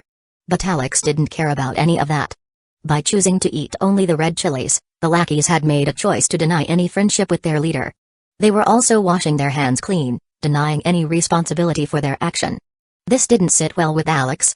He appreciated the dumb but loyal leader who was willing to eat all the spicy hot vegetables more than these lackeys. In moments of crisis, he saw through the real character of the people before him. However, he knew when to stop. It would be untrue to say that he didn't enjoy bullying the bullies. But it was time to end it. Most people in the modern age would have treated these kids as misfits, irredeemable bastards who have no future. From his experience, he had seen kids like that being misguided into being something far worse than they are capable of. And Alex didn't want that. Now that he had come across these kids, it would be better to help them realize their mistake than to punish them incessantly. Sigh. Alex held his head with his palm. Things were getting more taxing than he thought. Now, stand up. He commanded in military style. One by one, introduce yourself, Alex said. The kids were happy to see that the devil was asking no more questions. They realized that they don't need to eat any more red chilies. With a slight pause, they began introducing themselves. I am the youngest grandson of the chief of the Woodland tribe. I am the most talented in my family. I am going to become the next chief of the Woodland tribe. I will also elevate our tribe to become one of the 9 great tribes. I will also marry the princess of the Ice Phoenix tribe. And... Stop it. Fuck. Is it so hard to say your name? Kid. Say your name. Name. Seeing Alex angry, a slight shiver went through the leader's body. He was a lot more scared than he let on. My name is Yuli. Finally, the boastful kid said his name. Yuli, not a bad name for a braggart. While living in the Woodland tribe, Alex heard this term before. It meant a chisel. I am Mavu. I am Adaka. I am Karak. 3 of the lackeys gave their names. I am Muru, and from today onwards, you are my lackeys. You work for me and only me. Alex declared. This is what you should experience. When you tried to take advantage of me, you should have expected this outcome. I don't care who you were before or who you could be in the future. But from today onwards, you work for me. You would do everything I say without batting an eyelid. This is what I require of you. Don't worry, I don't take advantage of people. For your work, I will pay you. And if you show me that you are better people, I will end this slave contract. And let me remind you. You won't be able to escape from me until we reach our destination. Ha ha ha. With a nasty evil laugh, Alex ended the one-sided conversation. He was clear in his explanation. And he was sure that they understood him well enough to not do anything stupid like rebelling. Yes. The lackeys quickly agreed. They were standing slouched with a dispirited look. I will fix all the crooked bones in your body. But the leader of the now non-existent group, Yuli, was struggling to say yes. He didn't want to be a lackey. All his life, he was treated like a prince. Now, he had to serve someone else. It was abhorring. Yuli, why are you saying nothing? Alex nudged for an answer. Understanding the reality, Yuli finally agreed to be part of Alex's group. Now that we are all good, let's begin the work. Yuli, go with your lackeys to gather firewood. Alex ordered the kids. While Alex went towards his sleigh to collect the vegetable. He was going to cook again. Now that the Woodland tribe was with them. He could cook lavishly in a large iron pot. It was big enough to cook for more than 100 people. There were even frying pans and barbecue grills. It was enough to make a variety of food. This was why he wanted to be rich. Convenience, power and prestige. Money can influence all these. Although power and prestige were not important to Alex. But the convenience money provided can never be replaced. After the brats brought the firewood, they were asked to burn it and fan the flames. Seeing the rich kids fanning the flames in the smoke and dirt improved his mood. Now, you can see how real life is. Eating food that was well cooked and served in front of them had made these kids into the brats they are. It would be a good learning experience to actually see how the food is made. Even if they had seen how food was cooked before, they wouldn't have cared enough to acknowledge it. Like that, for the first time. The kids made their own meals. Even when they rolled in the grime and smoke. They enjoyed the process. And they were thrilled to taste it occasionally while they were cooking.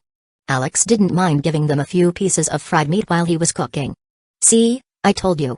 The kid is different from the brats of your tribe. He can handle them just fine. Daria said to Thoughty. Thoughty nodded. It is exactly why I took him along to the city. The way he solves problems in a unique and unprecedented way will be a huge help to us in the future. Even though he is not the strongest. His future is the most unpredictable one for me. I disagree. His future is not unpredictable. As long as he comes to my tribe, he will be successful in his life. There is doubt about that. You old codger. You have yet to give up on that. Ha ha ha. We are allies, aren't we, Daria? Let's work well together in the future. Thoughty replied with a sly smile. He was showing his businessman skill. He thought it was worth investing in the Stonehead tribe right now. Daria, who understood it, kept quiet. Old codgers like themselves don't need to put everything in words to understand each other. Some things were better left unsaid. Chapter 27 planned to make a killing. After days of traveling, they finally reached Blue Gem City. Just as Alex expected, it was a large city. Giant stone walls surrounded it and protected it from external danger. The guards of the Ice Phoenix tribe stood in front of the gates welcoming all the travelers. There were no taxes or fees to enter the city. Only the people who are there to sell product needs to register and pay tax. And the security was maintained by one of the 9 great tribes, the Ice Phoenix tribe. So, it was a safe haven for travelers too. This further increased the booming population of the city. Everywhere he looked, he could see people. And everyone had some kind of luggage with them. While most were pedestrians buying things for their own use. Many merchant caravans were flooding the streets to support the market. The open market was in its beginning state. People from all over the land were coming to sell and buy things in bulk. Alex with his group of people slowly entered the city through the north gate. The inside of the city was just as impressive as the outside. There were giant stone buildings on either side, and the further they went the larger these buildings became. It was said that the Ice Phoenix clan was residing at the center of the city. And the buildings in the center were absolutely massive. There was even a monolithic stone shrine a couple of 100 meters wide, made to worship their spirit guardian, the Ice Phoenix. But Alex didn't have time to look around just yet. They had to move towards the open market on the east side of the city and set up a stall.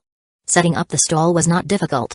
After reporting to the open market management team, they just had to wait until they are allocated a stall. After the sale, they need to report the profit and pay the tax accordingly. Some people tried to run away without paying taxes. But never did they have a good ending. Due to the strict management and security of the city, such people were immediately kicked out or punished. Alex roughly understood the do's and don'ts of the Blue Gem City before leaving the group with his lackeys.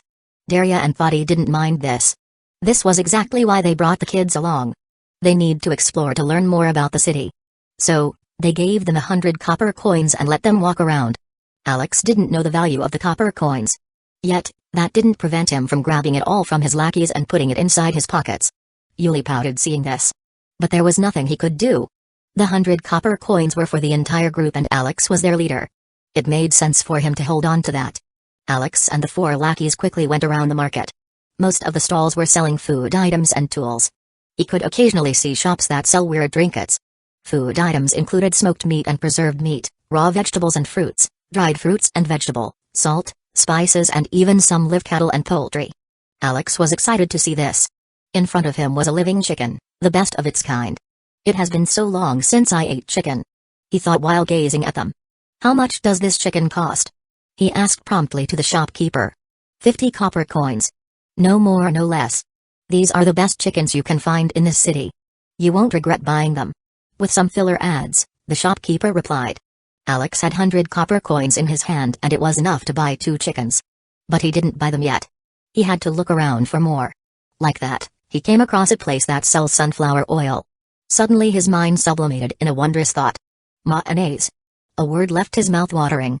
He had a lot of ginger, lime, chilies, black pepper, garlic, cardamom, cumin and turmeric. All that was prepared on his farm to sell in the city. After leveling up the farm, in the 100 units of farmable land, he spent most of the time farming spices and storing them up instead of selling them. It was an obvious choice for him. Per kilogram, spices cost more than vegetables. And by selling these rare spices, he could make the most money. The farm could wait a little bit before leveling up. Purely genius. But now that he saw sunflower oil in the market, a crazy idea came to his mind. Selling the spices would be easy, he had seen all kinds of spices being sold in the market. But, the price depended on the quality of the spices. Although the spices he had was of better quality, he had no way to prove their origin. So, he came up with the idea to make a food stall. But, he had no idea what to sell in the food stall. However, seeing the sunflower oil, he had the crazy idea of making mayonnaise. He just needs garlic, eggs, salt, lime or lemon and sunflower oil. If he really wants to, he could experiment with chilies and other spices. And by mixing them appropriately, he could easily make mayonnaise. And food served with mayonnaise that no one knows how to make will be better than food without it. This was a competitive advantage. With this as his base, he could sell his products at a premium price and make a killing. Ha ha ha ha. Coo. Weirdly laughing like a maniac, Alex went to the shopkeeper. The shopkeeper warily looked at the crazy kid, trying to understand his motive. No one would dare rob someone in the city, he thought to assure himself. How much is it for the oil and butter? Alex asked. Sunflower oil costs about 200 copper coins for a bucket, the butter is up for 300 copper coins for half a bucket. Pointing to an iron bucket that held the items, the shopkeeper said. An honest merchant? He might be an artifact of the less developed civilization. Weirdly looking at the shopkeeper, Alex thought. From his understanding, it was a reasonable price. So, he bought the sunflower oil with the money he had. It looked like a syrup in freezing cold winter. But after tasting it, he knew that it was authentic. He let the lackeys carry them towards their stall. Tomorrow, Alex planned to make a fried chicken stall. My life as a boss of a fast food joint in another life. Should that be my autobiography? Nodding his head up and down, Alex walked around to explore a little more. Chapter 28 Rich people. After sending the lackeys away with the sunflower oil, Alex entered the interdimensional farm. Seeing the ripe and ready to harvest spices, he let out a laugh. This is great. I now have 1,000 pieces of all the spices I need. Now I can make some room for random vegetables to be grown. Cucumber and cabbage would be great for salad. Eating spicy fried chicken will leave behind a greasy feeling. Having some green vegetables along with it would wash away that feeling effortlessly. Alex decided to farm vegetables. The interdimensional farm was a big help for Alex. Due to how it worked, it promoted speed of growth over how large the farmable land was. So, instead of a long wait and a lot of quantity, he could quickly harvest the required vegetables although in less quantity. For Alex, this was the ideal case. He didn't need a large farm that could support a country. He just needs a farm that could support him. A day on the farm was 24 minutes. A meager amount of time considering how many vegetables it can produce in that time. The only reason he had to sell some vegetables to the farm shop was to get enough coin to buy new seeds. That was a worthwhile investment for Alex. After harvesting and planting a new batch of crops, Alex emptied his inventory. All the tools and random items he had were moved into the warehouse. And he quickly filled it with 100 pieces of ginger, lime, red chilies, black pepper, cardamom, cumin, turmeric, sweet potato and cabbage. The crops in his inventory were going to be used to get the initial investment for his fried chicken business. But before he sold them, he had to find their market price and availability. Only with that can he make the most profit. After exiting the farm, Alex walked through the streets before he reached a large 3-story building. This building was comparatively different from the small stalls given to the Stonehead tribe and Woodland tribe. And only a few buildings like these existed in the whole open market area. They were buildings owned by large merchant unions of the Blue Gem City. They procure products from all around the world to sell there.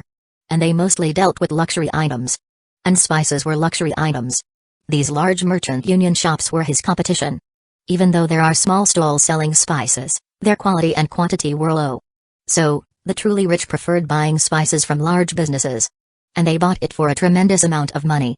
And for that exact reason, Alex wanted to tap into the pockets of the rich and make a lot of money. Walking into the large shop, Alex looked around.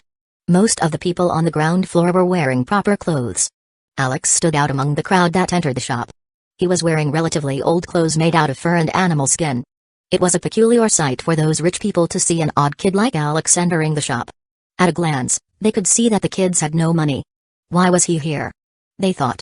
Seeing the curious glances directed at him, Alex ignored them and went into the shop. The guards wanted to prevent the boy from entering. But when they were about to stop him, they suddenly stopped as if they heard something. Alex, who didn't know it, walked around curiously and reached the area where they were selling spices. There they had aisles of wooden containers storing spices of all kinds. Alex was relieved to know that all the spices he was carrying were being sold in the market. Alex was afraid that the spices he was carrying might not be available in this world. If that were the case, it would have taken him a long time to popularize and sell the spices. Thank God that was not the case. Even though the kids from the woodland tribe were stupid enough to not differentiate a red chili from a cherry tomato. That was not the case for large merchant unions. Walking towards an aisle that sold garlic, Alex asked the shopkeeper nearby. How much does it cost? But the shopkeeper kept quiet. All his attention was directed somewhere else. He didn't even bother looking at Alex, who was nearby. Hello? Is anyone there? Alex asked once again. The shopkeeper kept quiet even then. Abruptly, as if he realized something, he looked towards Alex and said, Kid, go away from here. Shoo. Shoo. Go away before. Before he could complete his words, a group of people entered the area where the spices were being sold. The shopkeeper was a little agitated by the presence of the newcomers. Although Alex was treated like a piece of dirt on the road, the newcomers were quickly invited to ask what they needed. Judging by their clothes and poise, they seem like important people. Most of them are wearing sky blue and white clothes. Too thin to be worn in winter. Are they not cold? Besides their flimsy clothes, the other noticeable feature was their servile attitude towards the kids in the center. There was a kid, not older than 13, walking around rapidly while the servants wearing sky blue clothes followed. My target. The rich human wallet that will buy my products in the future. Sister, let's buy the spices later. Before that, we should go to the ice pavilion. I heard that the chef there invented a new form of cuisine. It was said to be sweet and delicious. Can we go there first? The kid chirped in a high-pitched voice. She was urging her older sister to go somewhere. Ice pavilion. Is that some kind of ice cream shop? Alex thought after hearing its name. He had not seen any ice cream shops in this world before. But it wouldn't be shocking to see one. No, we have to buy the spices on the list today. Or the Grand Elder will get angry. You know how she is when she is angry. She gave us this mission because she trusted us to complete it. We can't break her trust. Tomorrow, we can come again to visit the city. The older sister said. Through the crowd of servants near them, Alex saw the older sister. She was elegant and beautiful like a water lily. She was wearing pristine white clothes and blue crystal earrings, all of which enhanced her beauty even more. She was at most 18 years old. But how she acted and talked showed her bearing as a person.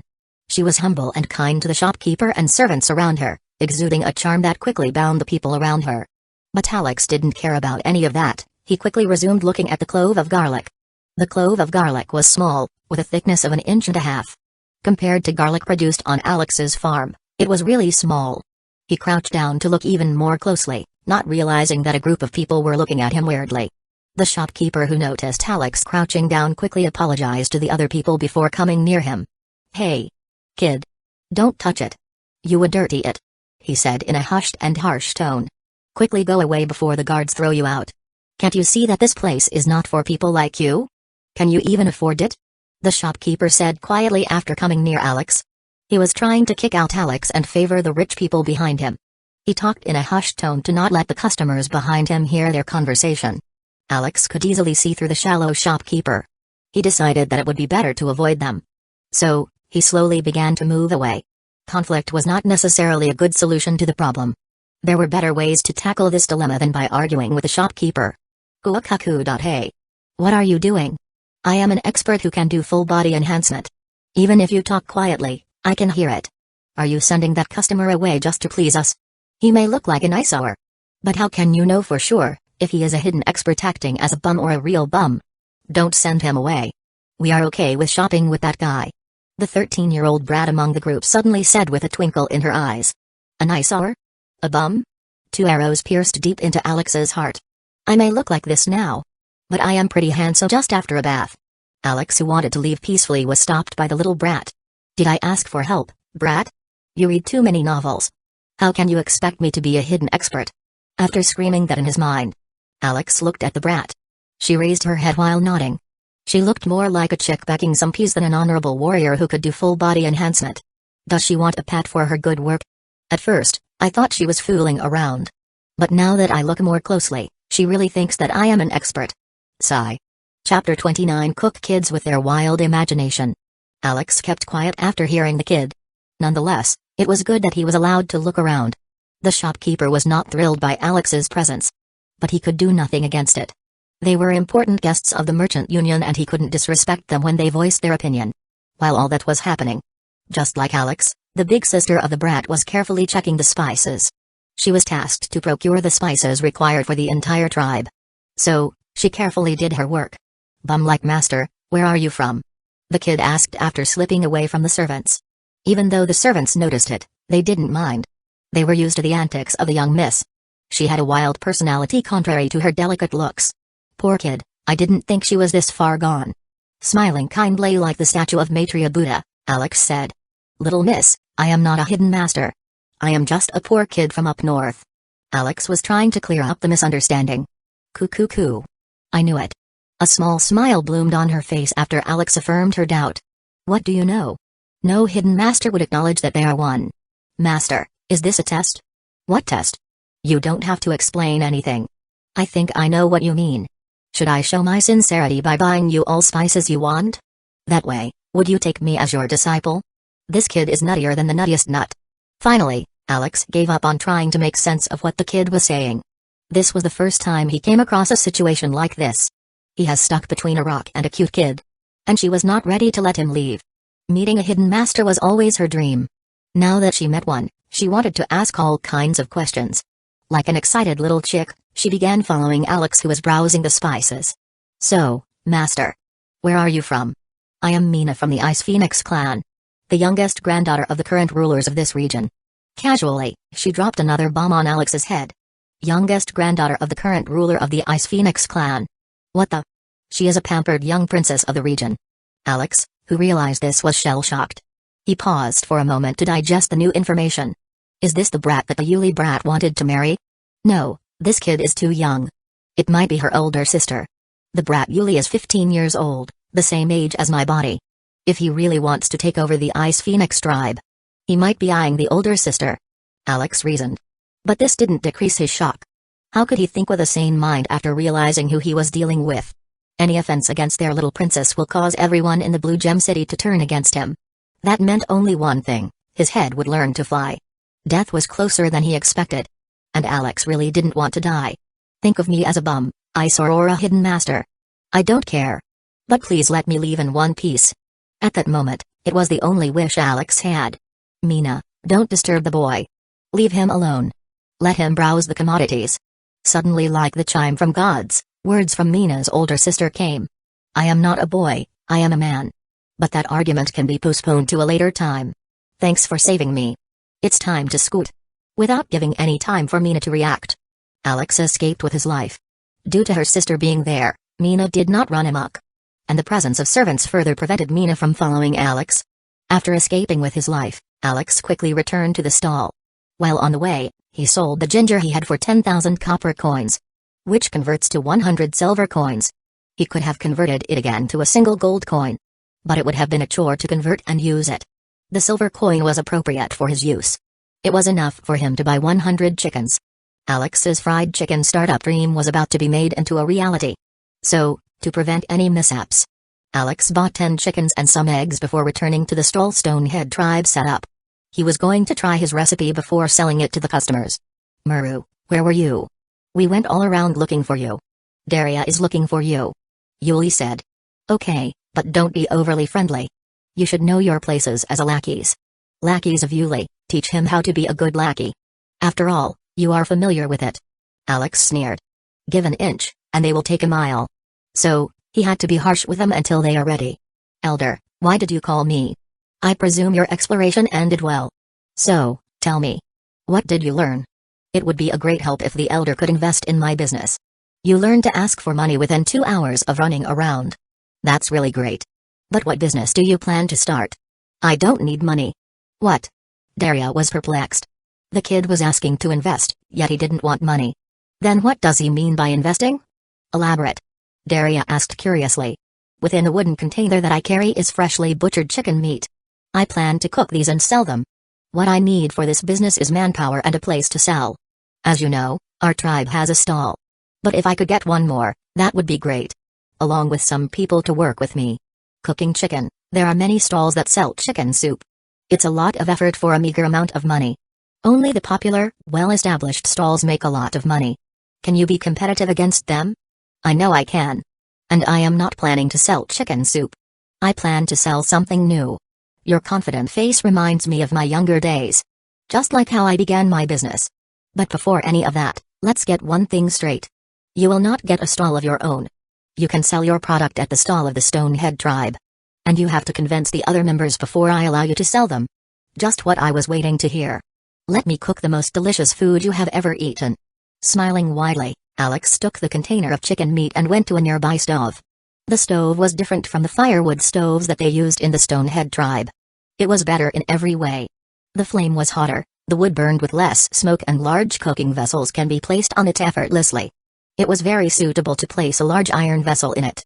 Alex cleaned the chicken meat and marinated it with red chili paste, ginger paste, garlic paste and some salt.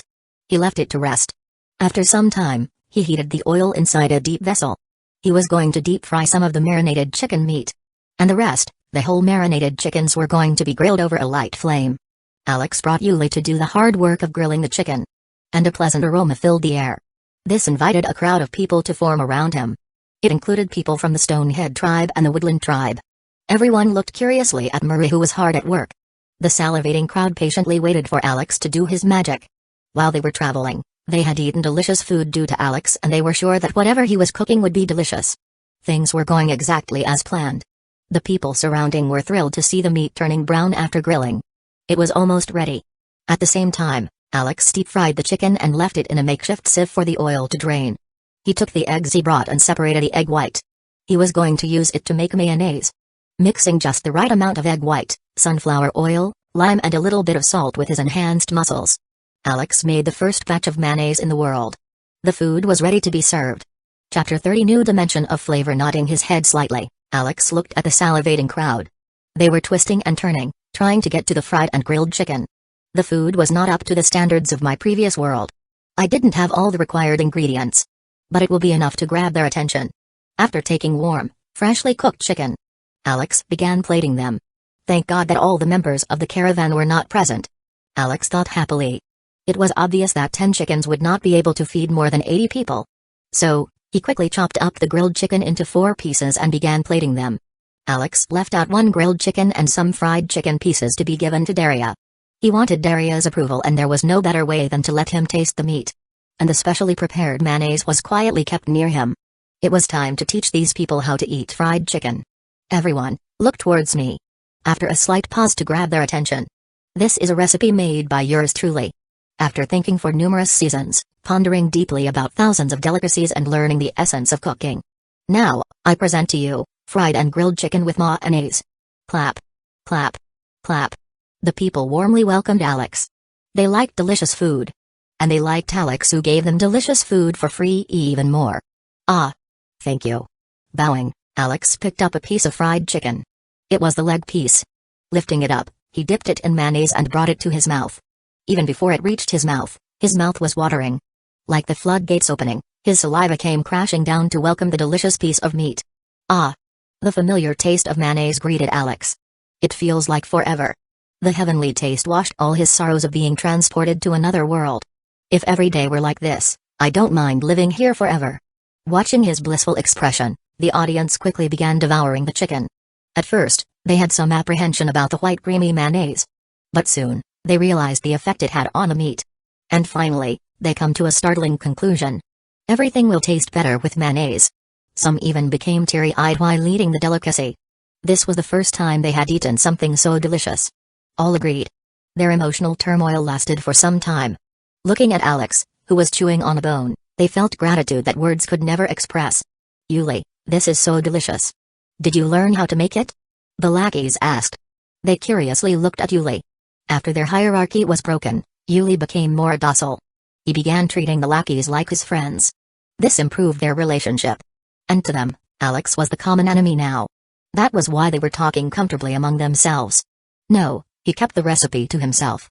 He was also using costly spices which even our tribe is hesitant about buying. Yuli said in a disappointed tone. Like everyone else, the kids wanted to eat it all day every day. What better way to do that than by learning the recipe and cooking for themselves? They didn't have any other malicious thoughts. Let's praise Muru for his cooking. He might give us more if we do that. One of the lackeys said. No, it wouldn't work. Yuli rejected that proposal. Why won't it? It worked on you every time. Whenever we had to get something, we used to praise you and asked for it. And it worked every time. One of the clueless lackeys said. Yuli, who heard it, was dumbfounded by the startling realization. These 3 leeches were sucking his blood out for a long time and he hadn't even realized it.